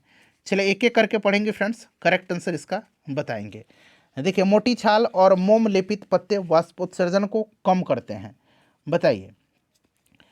तो देखिए भूमध्य सागरीय वृक्ष अपने मोटे छालों और मोम लेपित पत्तियों की मदद से शुष्क ग्रीष्मकालीन के लिए खुद को अनुकूलित करते हैं और उन्हें वाष्पोत्सर्जन को कम करने में मदद करते हैं। तो बिल्कुल ये सही दिया गया है ना, आपका सही दिया गया है। और शीतोष्ण सदाबहार वनों में फलों की कृषि के कारण विश्व का फलोद्यान कहा जाता है। तो मैंने अभी बताया भूमध्य सागरीय प्रदेश में, तो ये आपका गलत हो जाएगा। तो केवल एक यहाँ पर राइट आंसर होगा इसका। निम्नलिखित पर विचार करें और कौन सा इसमें से सुमेलित है यह आपको बताना है। चलिए बताइएगा इसमें से कौन सा सुमेलित है। ऑप्शन देख लीजिएगा इसमें सुमेलित कौन सा है। देखिए वेल्ड जो है ये ऑस्ट्रेलिया में है, वेल्ड जो है ये कहाँ पर है, वेल्ड जो है ये अफ्रीका में, तो ये गलत है। प्रेयरी कहाँ पर है, ये अमेरिका में है, प्रेयरी अमेरिका में है, उत्तर अमेरिका में, ये भी गलत है। पंपास जो है ये आपका दक्षिणी अमेरिका में है और ये अर्जेंटीना में है। डाउन्स कहाँ पर है, तो ये डाउन्स जो है फ्रेंड्स ये आपका ऑस्ट्रेलिया में है। कोई भी सही नहीं है, ठीक है ना। तो कोई भी इसमें से सुमेलित नहीं है, तो उपरोक्त में से कोई नहीं।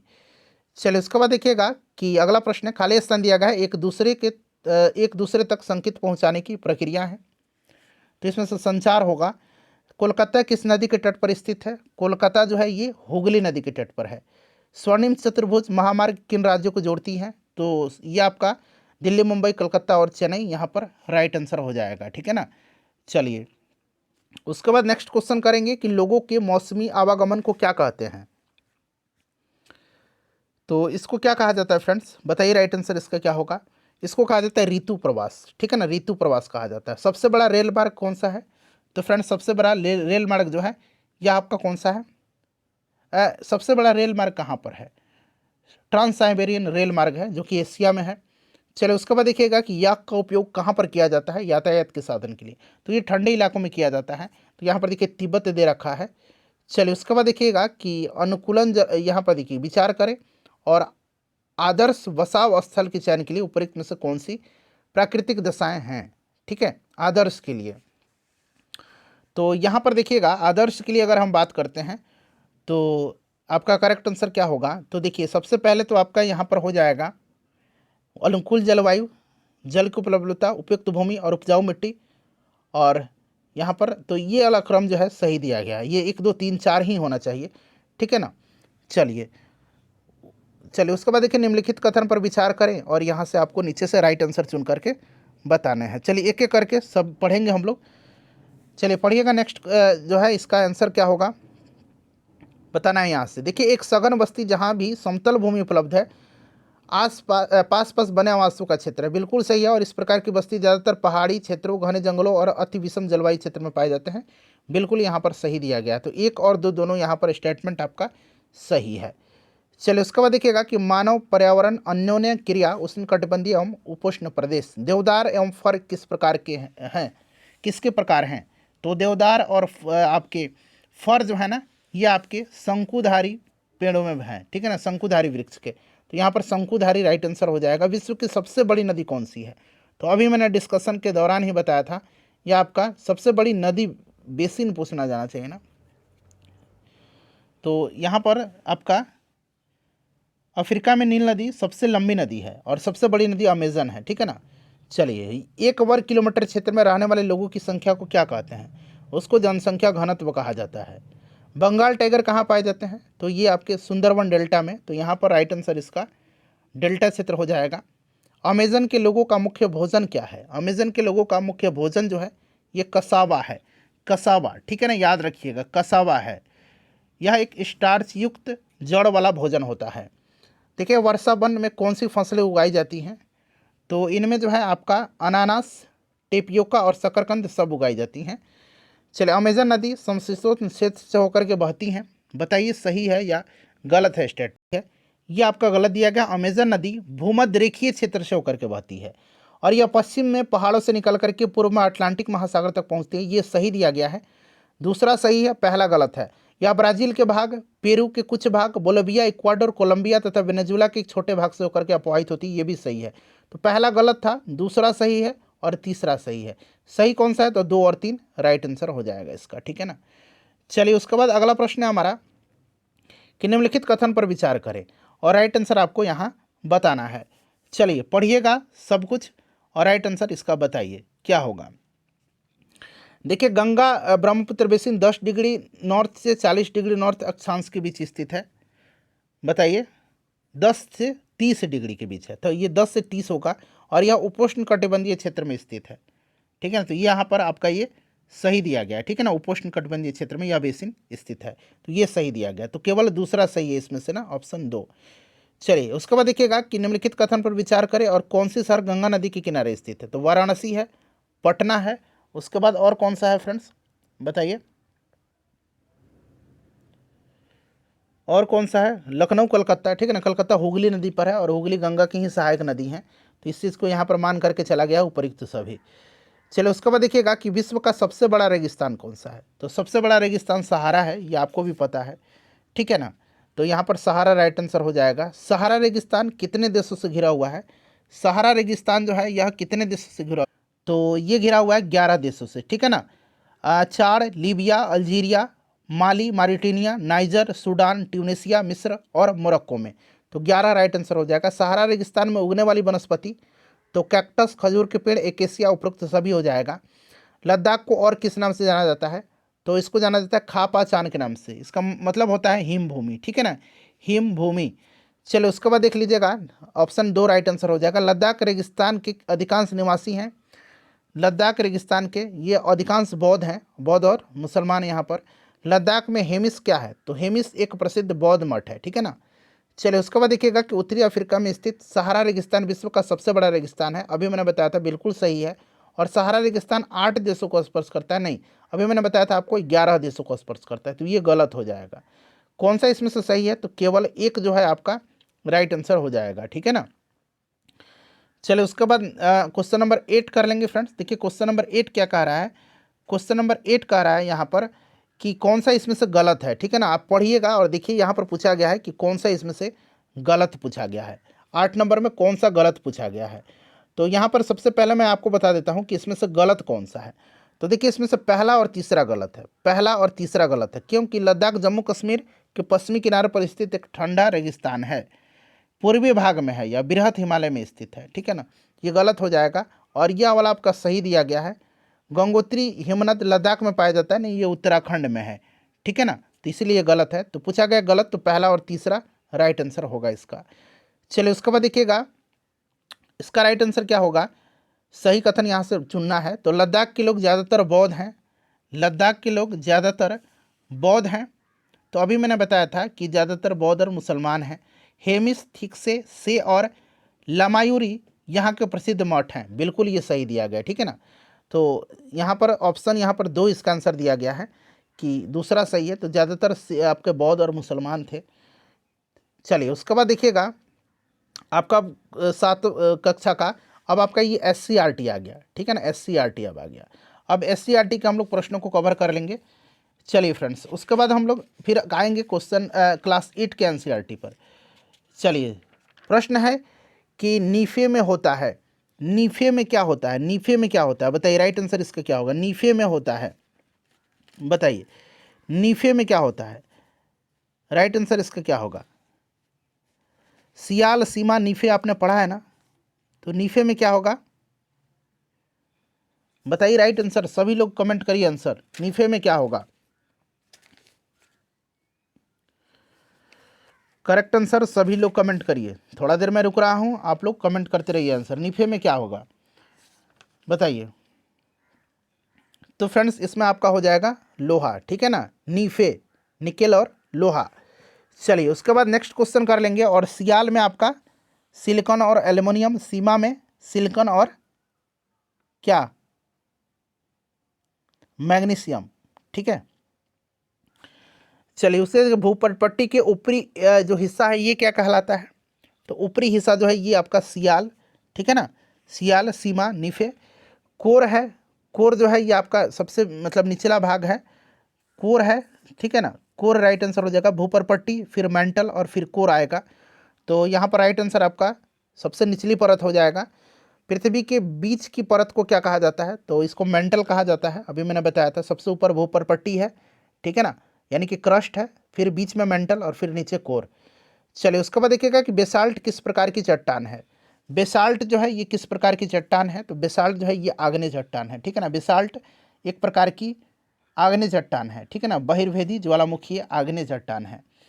चलिए उसके बाद नेक्स्ट क्वेश्चन है कि चट्टानों के रूपांतरण में किसका योगदान होता है, चट्टानों के रूपांतरण में किसका योगदान होता है। चलिए बताइएगा, राइट आंसर इसका क्या होगा, राइट आंसर इसका क्या होगा सभी लोग बताइए। तो यहाँ पर इसका करेक्ट आंसर हो जाएगा आपका तापमान, ठीक है ना, तापमान यहाँ पर करेक्ट आंसर हो जाएगा, ठीक है। तापमान में परिवर्तन के कारण चट्टानें गर्मी के साथ फैलती हैं और ठंडे के साथ सिकुड़ती है। चलिए उसके बाद नेक्स्ट क्वेश्चन है हमारा कि सेंधा नमक किस प्रकार का उदाहरण है, किस प्रकार के चट्टान का। सेंधा नमक जो है ये आपका बताइए, राइट आंसर क्या हो जाएगा। तो फ्रेंड्स ये अवसादी चट्टान का, ठीक है ना, अवसादी चट्टान का। चलिए अवसादी चट्टान का नेक्स्ट क्वेश्चन कर लेंगे हम लोग।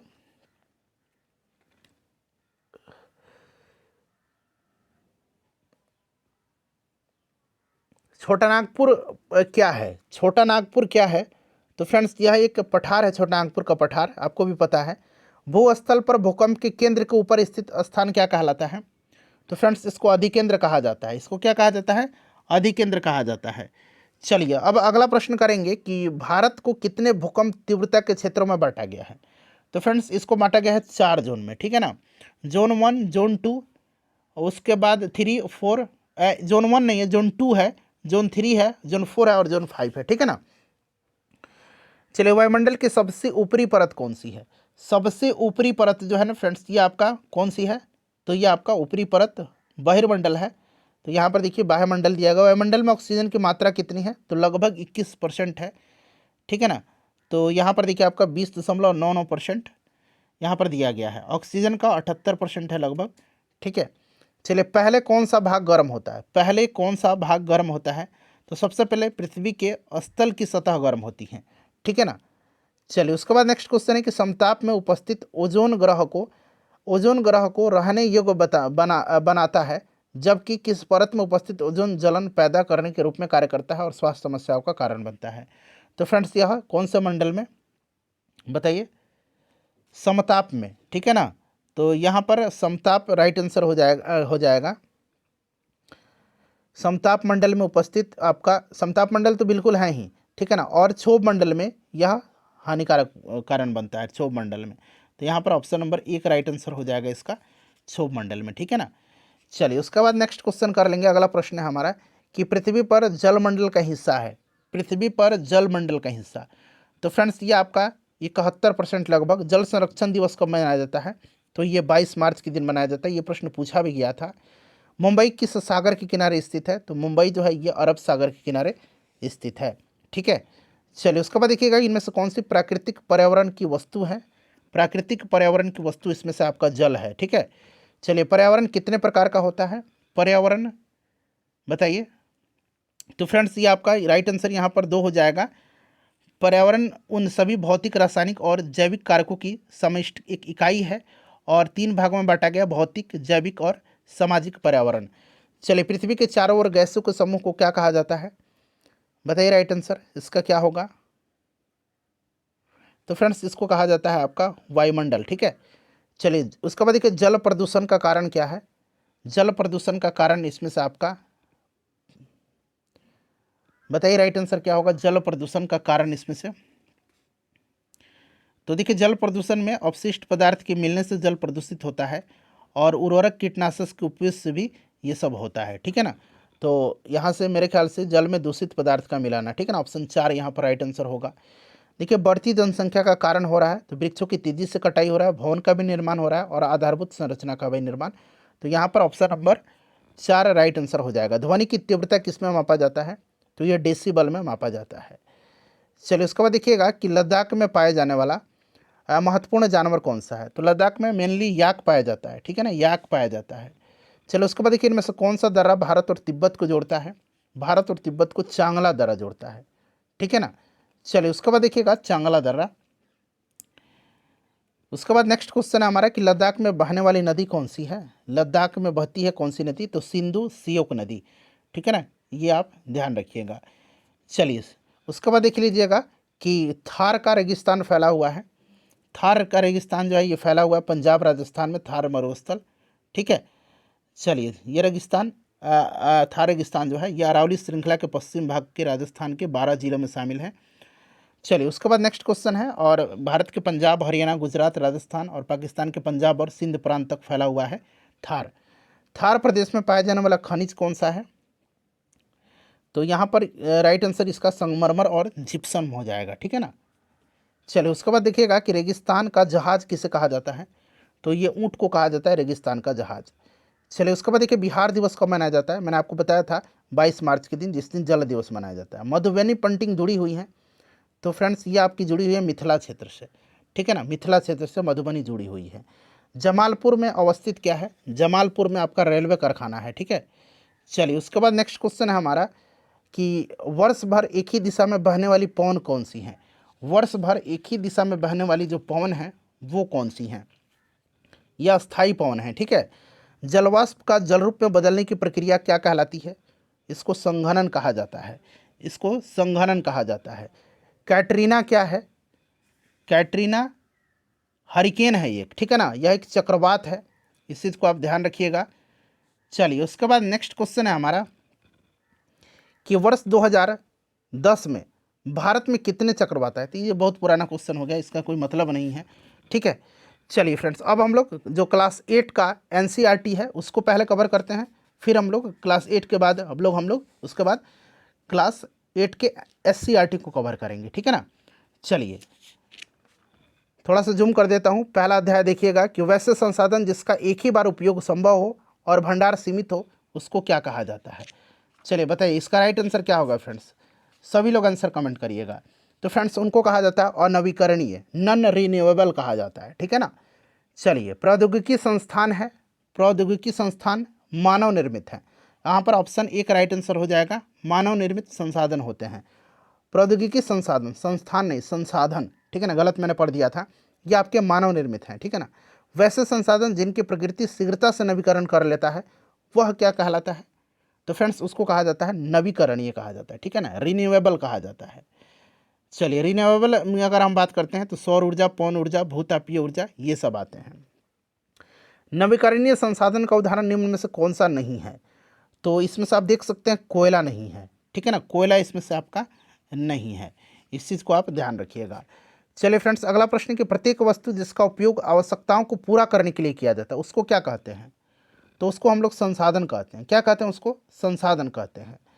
निश्चित स्थानों में पाए जाने वाले संसाधन को कहते हैं संसाधन, न यहाँ पर दिया गया है, तो फ्रेंड्स उसको क्या कहा जाता है, स्थानिक संसाधन कहा जाता है, स्थानिक संसाधन। निम्न में से कौन स्थानिक संसाधन नहीं है, स्थानिक संसाधन इसमें से कौन सा नहीं है, तो यहाँ पर देखिए जल जो है एक स्थानिक संसाधन नहीं है, यह एक अक्षय संसाधन होता है और इसका बार बार इस्तेमाल किया जा सकता है क्योंकि यह प्राकृतिक रूप से प्रतिस्थापित हो जाता है। देखिए, किसी विचार अथवा आविष्कार पर एकमात्र अधिकार को क्या कहते हैं? तो फ्रेंड्स, उसको पेटेंट कहा जाता है। देखिए, निम्नलिखित में से किस प्राकृतिक संसाधन को दबी हुई धूप कहा जाता है? दबी हुई धूप कहा जाता है किसको? तो फ्रेंड्स, ये कोयला को कहा जाता है, ठीक है ना, कोयला को कहा जाता है दबी हुई धूप। चलिए, कोयला राइट आंसर हो जाएगा। चलिए, उसके बाद नेक्स्ट क्वेश्चन कर लेंगे कि ज्वारीय एवं तरंग ऊर्जा उत्पादन हेतु भारत के अधिक अनुकूल परिस्थितियाँ कहाँ पाई जाती हैं? तो फ्रेंड्स, ये पाई जाती है कहाँ पर?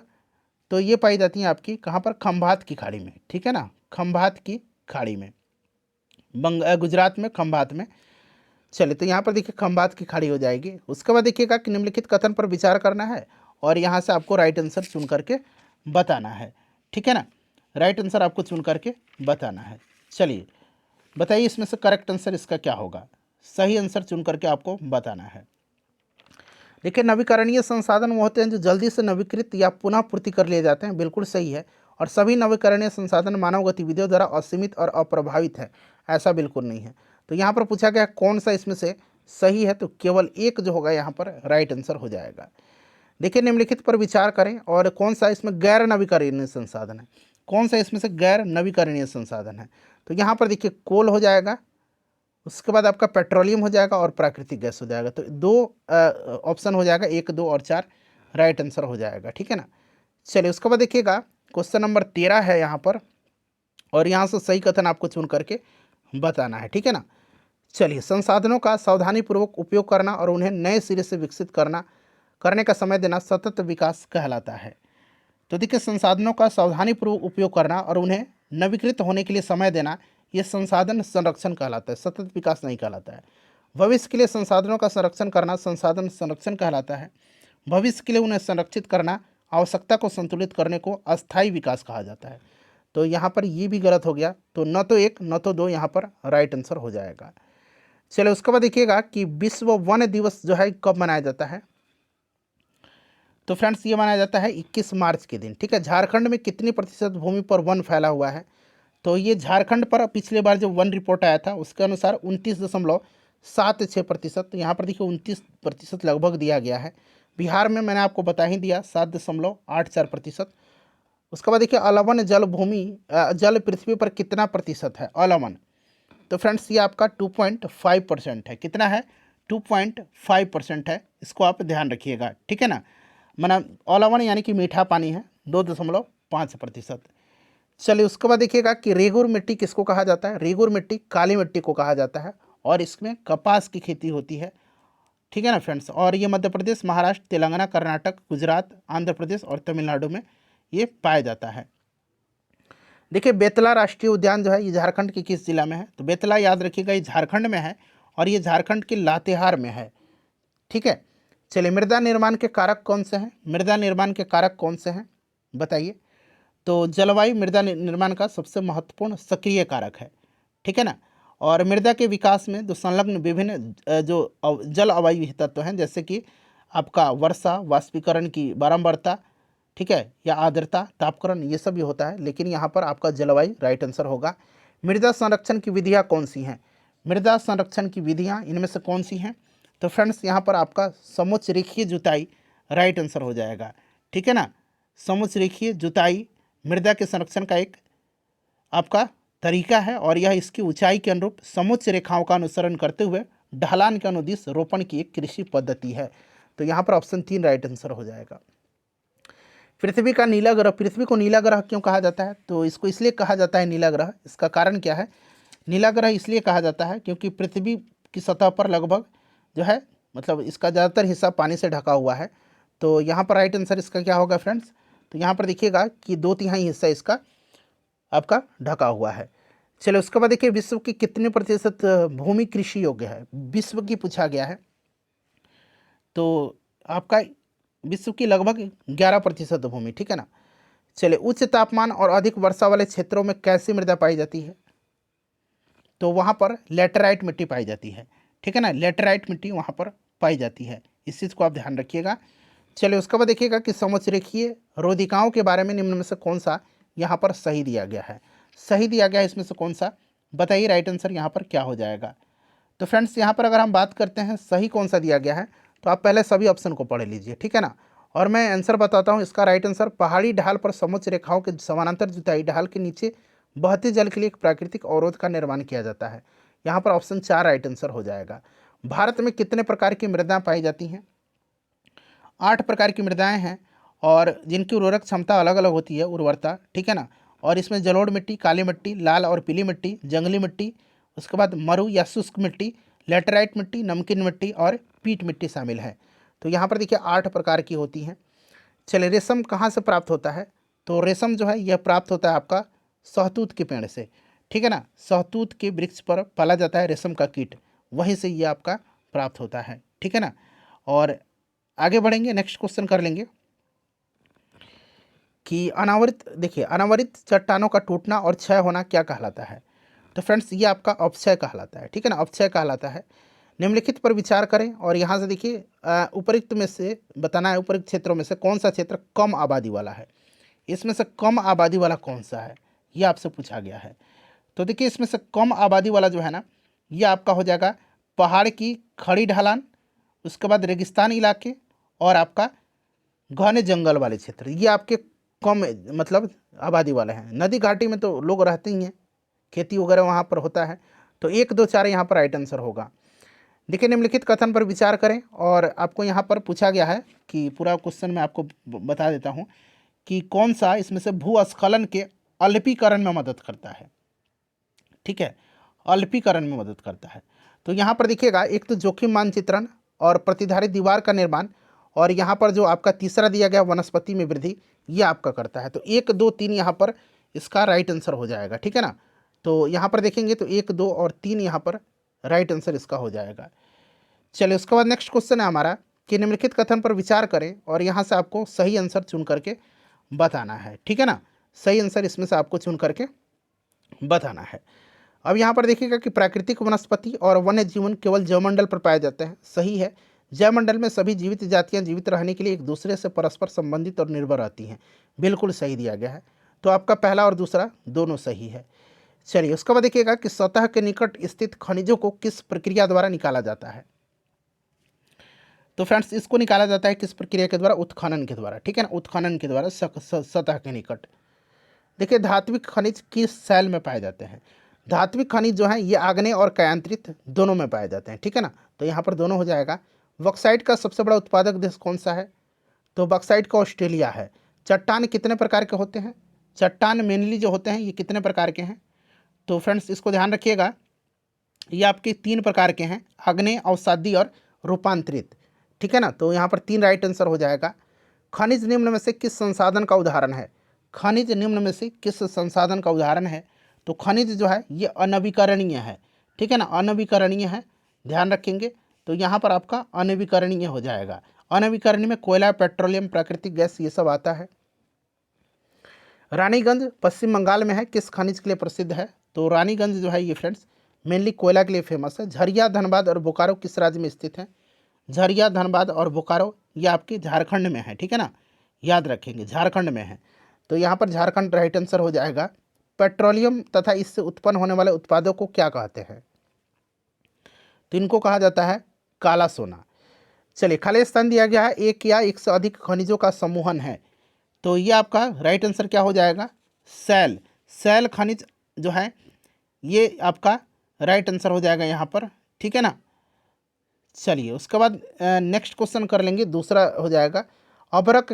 खालिस्तान दिया गया खनिजों का उदाहरण है। तो अभ्रक जो है ना यह आपका अधात्विक खनिज होता है और यहाँ पर ऑप्शन 4 राइट आंसर हो जाएगा। उसके बाद देखिएगा निम्नलिखित पर विचार करें और उपयुक्त गुणों में से कौन सा खनिज का प्रकार निर्धारित करता है? बताइए। तो ये सभी करता है रंग, घनत्व, कठोरता और रासायनिक गुण, सभी राइट आंसर हो जाएगा। चलिए उसके बाद देखिएगा क्वेश्चन नंबर 12 है, यहाँ पर पूछा गया है कि इसमें से कौन सा सही कथन है? दोनों कथन को पढ़िए और सही कथन बताना है। तो फ्रेंड्स यहाँ पर ध्यान देंगे तो यहाँ पर दोनों के दोनों कथन जो हैं ये आपके बिल्कुल सही दिए गए हैं, ठीक है ना, दोनों के दोनों सही दिए गए हैं, ठीक है। तो यहाँ पर आप ऑप्शन में देख लीजिएगा तो आपका ऑप्शन 3 राइट आंसर हो जाएगा। चलिए उसके बाद इसको पढ़ना है और उपयुक्त खनिज पूछा गया है कि किस में पाए जाते हैं, ठीक है ना, ये आपको बताना है। चलिए तो यहाँ पर देखिएगा ये आपका यहाँ पर देखिए कि उत्तरी स्वीडन में लौह अयस्क, ओंटारियो कनाडा में कॉपर और निकेल के निक्षेप, दक्षिण अफ्रीका में लोहा, निकेल और क्रोमाइट और प्लेटिनम उपर्युक्त खनिज जो है पाए जाते हैं। बताइए राइट आंसर इसका क्या होगा। तो यहाँ पर इसका करेक्ट आंसर हो जाएगा आग्नेय और कयांतरित सेल, आग्नेय और कयांतरित सेल, ठीक है ना, आग्नेय और कयांतरित सेल। तो यहाँ पर आपका ऑप्शन 1 हो जाएगा आंसर। चलिए उसके बाद नेक्स्ट क्वेश्चन है कि निम्नलिखित में से किस खनिज को काला सोना कहा जाता है। तो अभी मैंने आपको बताया था पेट्रोलियम को। चलिए अब देखिए सेरीकल्चर किस प्रकार की कृषि है। सेरीकल्चर बताइए राइट आंसर क्या होगा। सेरीकल्चर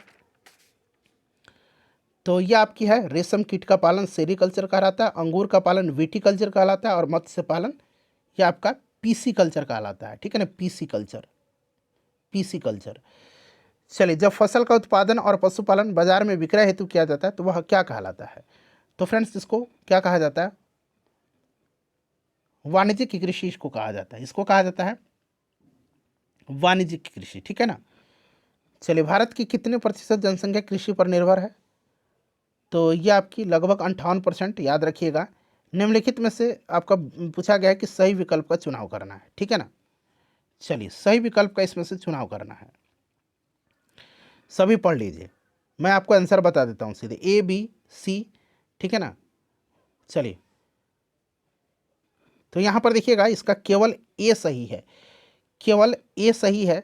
तो यहाँ पर देख लीजिएगा प्राथमिक गतिविधियों में प्राकृतिक संसाधनों का निष्कर्षण और उत्पादन शामिल होता है, ठीक है ना, इस चीज़ को आप याद रखिएगा, ठीक है, प्राथमिक गतिविधियाँ में। और इसमें आपकी और उसके बाद देखिए बैंकिंग, यातायात और विज्ञापन द्वितीयक जो है ये आपके उत्पादन में शामिल है। तो ये आपके राइट आंसर क्या हो जाएगा। तो फ्रेंड्स ये तृतीयक गतिविधि में है, ठीक है ना, तो ये इसलिए गलत है। और तृतीय गतिविधियाँ प्राकृतिक संसाधनों के प्रसंस्करण से संबंधित है, उत्पादन और विनिमय दोनों से संबंधित है, ठीक है ना, तो ये आपका गलत है, इसलिए पहला सही है। हॉर्टिकल्चर किसको कहते हैं। हॉर्टिकल्चर सब्जी की खेती जो होती है ना उसको कहा जाता है, ठीक है।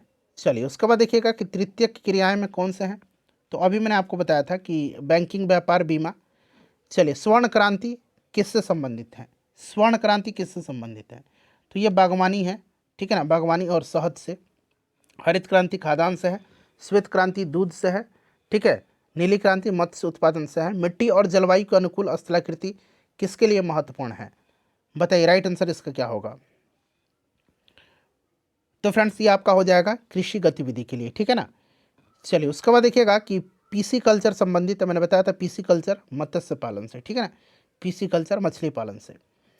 चलिए उसके बाद देखिएगा कि कृषि परिवार अपनी आवश्यकताओं को पूरा करने के लिए किस प्रकार की कृषि करते हैं। तो अपनी आवश्यकताओं को पूरा करना है तब तो ये निर्वाह कृषि होगा। चलिए निम्नलिखित कथन पर विचार करें और पूछा गया है कि कौन सी प्राथमिक क्रियाओं के उदाहरण हैं। बताइए राइट आंसर इसका क्या होगा। तो इसमें से कोई नहीं होगा, ठीक है ना, इसमें से कोई भी राइट आंसर यहाँ पर नहीं होगा। क्लियर, ऑप्शन नंबर यहाँ पर 4 राइट आंसर होगा, कोई नहीं, ठीक है ना फ्रेंड्स। चलिए प्राथमिक क्रिया में अगर बात करें तो कृषि, मत्स्य पालन ये सब आता है, ठीक है ना। चलिए कपड़े की बुनाई, डबल रोटी, इस्पात निर्माण, ये सब आपका रोटी सेकना, ये सब आपका सेकेंडरी में आएगा। निम्नलिखित कथन पर विचार करें। विटीकल्चर गिद्धों का प्रजनन गलत है। सेरीकल्चर रेशम कीट का पालन, ये आपका मेरे ख्याल से दूसरा सही है। पिसीकल्चर मछली पालन। हॉर्टिकल्चर, एक मिनट देख लेते हैं पूछा क्या गया है। सही ढंग से इसमें सुमेलित कौन सा है, ठीक है ना, सही ढंग से सुमेलित जो है ये आपका दूसरा, तीसरा, चौथा है, ठीक है ना। जैसे मैंने बताया ये विटीकल्चर अंगूर की खेती होता है, तो ये गलत है, बाकी ये आपके सही हैं। तो आपका ऑप्शन नंबर 2 राइट आंसर हो जाएगा।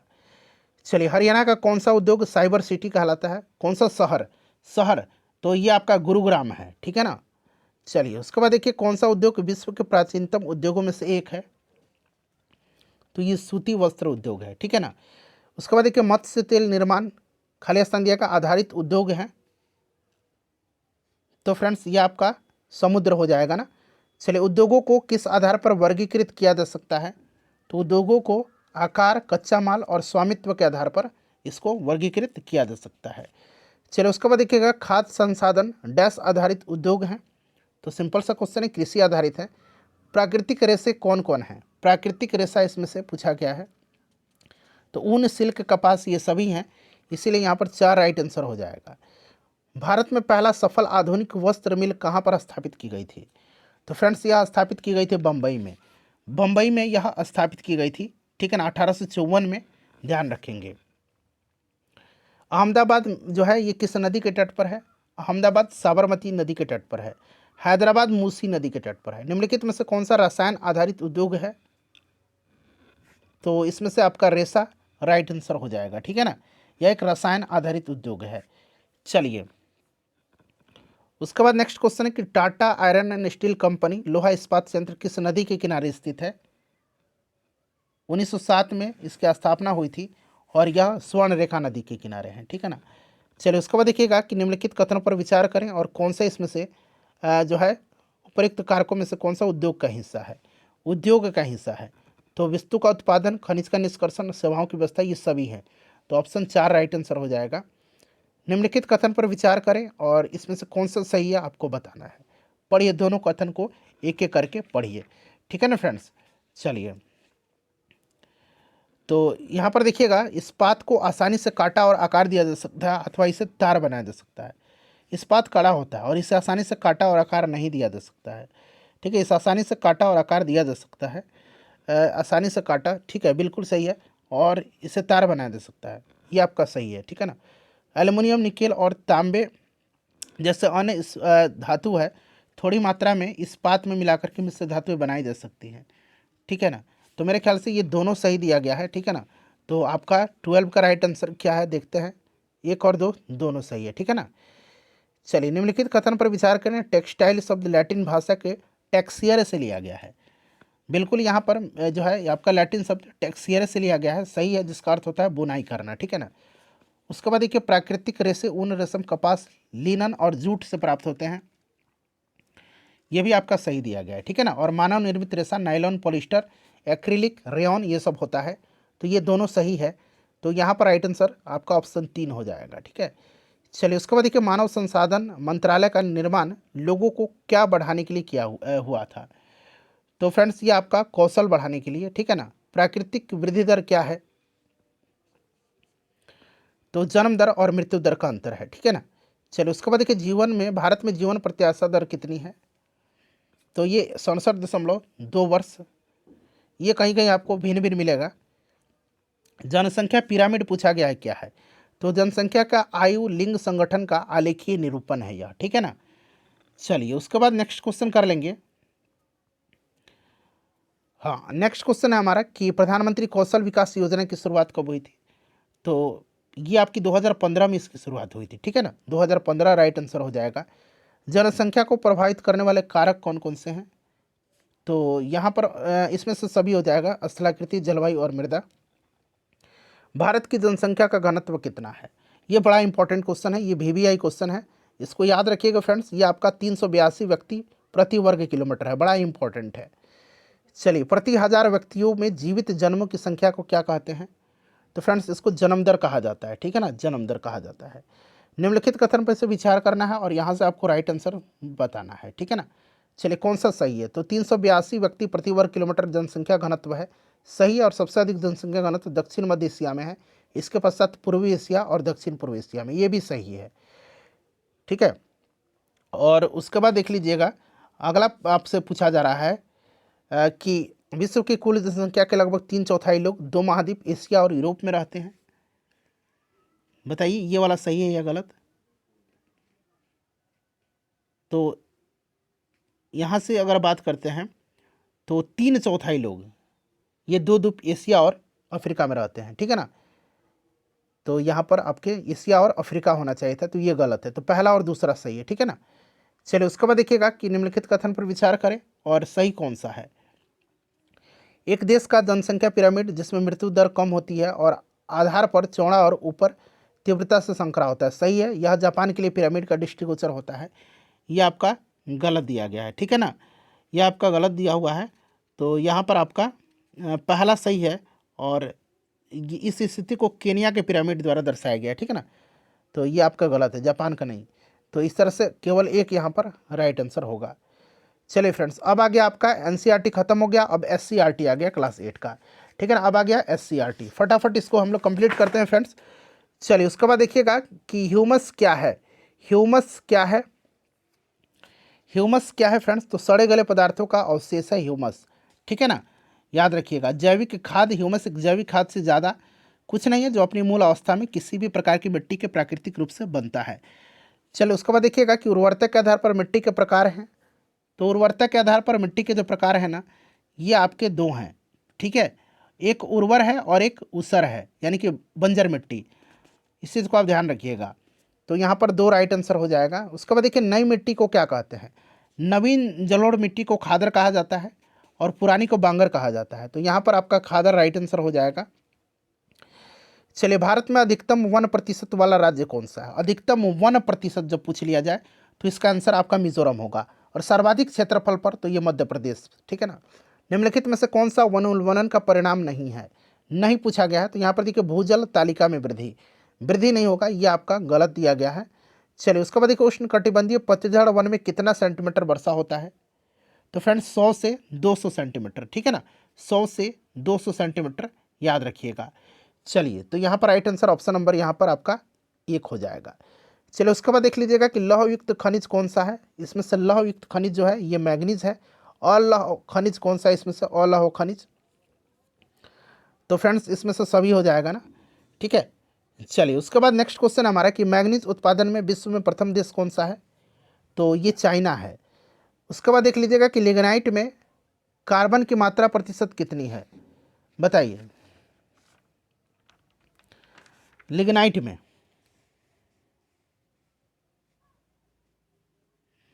करेक्ट आंसर इसका क्या होगा। तो फ्रेंड्स ये 30%, ठीक है ना, 30% राइट आंसर होगा। कोरबा ताप विद्युत परियोजना किस राज्य में है।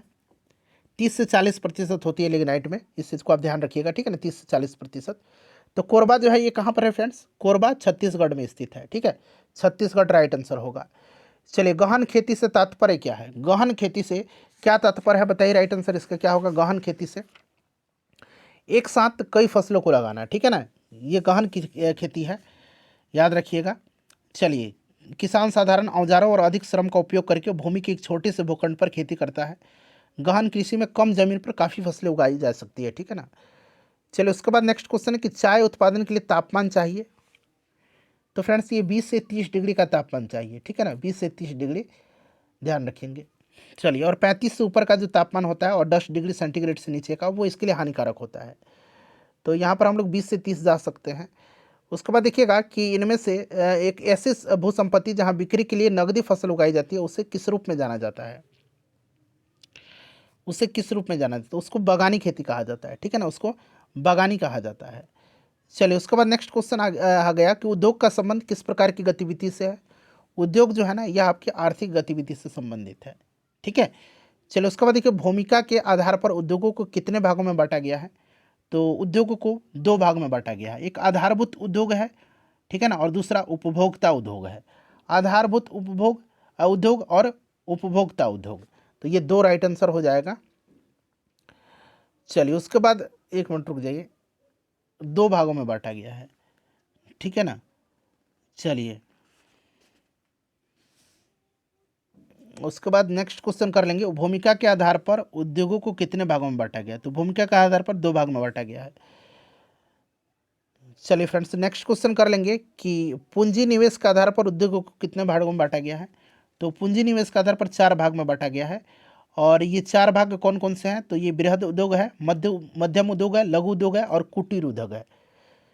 चलिए उसके बाद देखिएगा कि बर्नपुर लौह इस्पात केंद्र किस राज्य में स्थित है। बर्नपुर जो है ना, ये कहाँ पर है। तो फ्रेंड्स ये आपका पश्चिम बंगाल में है, ठीक है ना, पश्चिम बंगाल में है बर्नपुर। चलिए उसके बाद नेक्स्ट क्वेश्चन है कि राउरकेला इस्पात संयंत्र किस देश की मदद से बना था। राउरकेला उड़ीसा में है, और यह बना था किसके से तो ये याद रखेंगे, यह बना था आपके जर्मनी के सहयोग से, ठीक है ना, जर्मनी के सहयोग से। चलिए फ्रेंड्स उसके बाद नेक्स्ट क्वेश्चन कर लेंगे कि बोकारो स्टील प्लांट संयंत्र की स्थापना पूछा गया है। तो इसकी स्थापना, बोकारो स्टील प्लांट की स्थापना 1964 में तत्कालीन सोवियत संघ के सहयोग से की गई थी। तो यहाँ पर ऑप्शन 1 राइट आंसर हो जाएगा। उसके बाद देखिएगा कि रेशे से धागा बनाने की प्रक्रिया क्या कहलाती है। रेशे से धागा बनाने की प्रक्रिया क्या कहलाती है? तो फ्रेंड्स इसको कताई कहा जाता है, ठीक है ना, इसको कताई कहा जाता है। चलो उसके बाद नेक्स्ट क्वेश्चन है हमारा कि सिल्क का उत्पादन बिहार के किस जिले में होता है? तो बिहार का सिल्क सिटी कहा जाता है भागलपुर को। नेक्स्ट देखिए, देश में कपड़े की मिल सबसे पहले कहाँ पर लगाई गई थी? तो 1854 में ये लगाई गई थी। बॉम्बे स्पिनिंग एंड वीविंग मिल की स्थापना हुई थी। कावासाजी नाना भाई डाबर ने किया था, ठीक है। तो यहाँ पर आपका बम्बई हो जाएगा। चलो उसके बाद देखिएगा कि वाईफाई का फुल फॉर्म क्या है? चैप्टर का नाम है सूचना प्रौद्योगिकी उद्योग, ठीक है ना। तो इसका मतलब होता है आपका क्या होगा फ्रेंड्स, बताइए। तो ये आपका वायरलेस फिडेलिटी होगा। उसके बाद जीपीएस का फुल फॉर्म, तो जीपीएस का फुल फॉर्म होता है ग्लोबल पोजिशनिंग सिस्टम, ठीक है ना। चलो उसके बाद देखिएगा कि प्रयागराज हल्दिया जलमार्ग को किस रूप में जाना जाता है? तो फ्रेंड्स इसको जाना जाता है राष्ट्रीय जलमार्ग 1 के नाम से, ठीक है ना, राष्ट्रीय जलमार्ग 1 के नाम से। उसके बाद देखिए एक्सप्रेसवे नामक सड़क की शुरुआत कब की गई थी? तो 2002 में की गई थी। इसकी शुरुआत 2002 में की गई थी, ठीक है ना। चलिए उसके बाद नेक्स्ट क्वेश्चन है कि स्वर्णिम चतुर्भुज क्या है? तो स्वर्णिम चतुर्भुज जो है फ्रेंड्स यह एक राष्ट्रीय राजमार्ग परियोजना है, ठीक है ना। चलिए उसके बाद देखिए भारत में व्यवस्थित जनगणना कब शुरू हुई थी? वैसे 1872 में की गई थी, लेकिन नियमित जनगणना 1881 में लॉर्ड रिपन के समय में हुई थी। प्रत्येक 10 वर्ष पर जनगणना होती है। बिहार का सर्वाधिक घनत्व वाला जिला कौन सा है? तो फ्रेंड्स ये शिवहर है, ठीक है ना, शिवहर यहाँ पर राइट आंसर हो जाएगा। बिहार में सबसे कम साक्षरता वाला जिला, आज ही मैंने बिहार स्पेशल में ये कराया हुआ है, ठीक है ना, पूर्णिया। चलो उसके बाद देखिएगा कि टैगा वन निम्नलिखित में से किस देश में है टैगा वन पाया जाता है? तो देखिए टैगा वन जो पाया जाता है ना, ये आपके रूस में पाया जाता है, ठीक है ना। टैगा वन साइबेरिया में सबसे बड़ा वन है। तो ये कनाडा और अलास्का के अधिकांश क्षेत्रों को घेरता है। तो यहाँ पर देखिएगा आपका रसिया राइट आंसर हो जाएगा। भारत की सबसे पुरानी लिपि क्या है? भारत की सबसे पुरानी लिपि ये ब्राह्मी लिपि है, ठीक है ना फ्रेंड्स। चलो उसके बाद देखिए इंडो आर्यन भाषा बोली जाती है। तो ये आपका पाकिस्तान, नेपाल, श्रीलंका इन सब में राइट आंसर हो जाएगा, ठीक है ना। चलिए उसके बाद देखिएगा नेक्स्ट क्वेश्चन है कि उत्तर एशिया किस देश का भौगोलिक क्षेत्र है? उत्तर एशिया किस देश का भौगोलिक क्षेत्र है, बताइए। उत्तर एशिया या उत्तरी एशिया, जिसको कि साइबेरिया भी कहा जाता है, एशिया का उत्तरी क्षेत्र है जो भौगोलिक दृष्टि से परिभाषित है और रूस के एशियाई भाग के साथ व्यापक रूप से ये संबद्ध है, ठीक है। संसार का छत किसको कहा जाता है? तो ये आपके पामीर के पठार को, तिब्बत के पठार को, ठीक है ना। चलिए उसके बाद देखिएगा कि रेखा ग्राफ में क्या दर्शाया जा सकता है? रेखा ग्राफ में क्या दर्शाया जा सकता है? तो तापमान, जनसंख्या वृद्धि और मृत्यु दर सभी को इसमें दर्शाया जा सकता है, ठीक है ना। तो ऑप्शन नंबर 4 हो जाएगा। दंड आरेख को किस रूप में प्रदर्शित किया जाता है?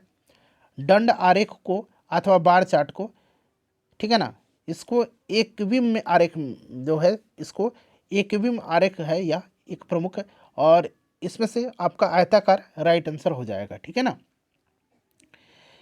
चलिए उसके बाद नेक्स्ट क्वेश्चन कर लेंगे कि वृत्त आरेख को प्रदर्शित करने के लिए किसका प्रयोग करते हैं? तो फ्रेंड्स वृत्ताकार आरेख कितने प्रकार के होते हैं? आरेख कितने प्रकार के होते हैं? तो फ्रेंड्स ये 3 प्रकार के होते हैं। एक बीमीय आरेख, द्विबीमीय आरेख और त्रिबीमीय आरेख, ठीक है ना। तो ये 3 प्रकार के होते हैं। चलिए तो फ्रेंड्स ये आपका क्लास 6 to 8 SCRT NCERT मैंने कंप्लीट करा दिया और ज्योग्राफी कंप्लीट कराया, हिस्ट्री भी हो गया है। नेक्स्ट हमारा होगा आपका नागरिक शास्त्र, पॉलिटिकल साइंस, ठीक है ना। इसको कल कंप्लीट करा दिया जाएगा। वीडियो को लाइक कर दीजिए और फ्रेंड्स प्लीज़ इसको शेयर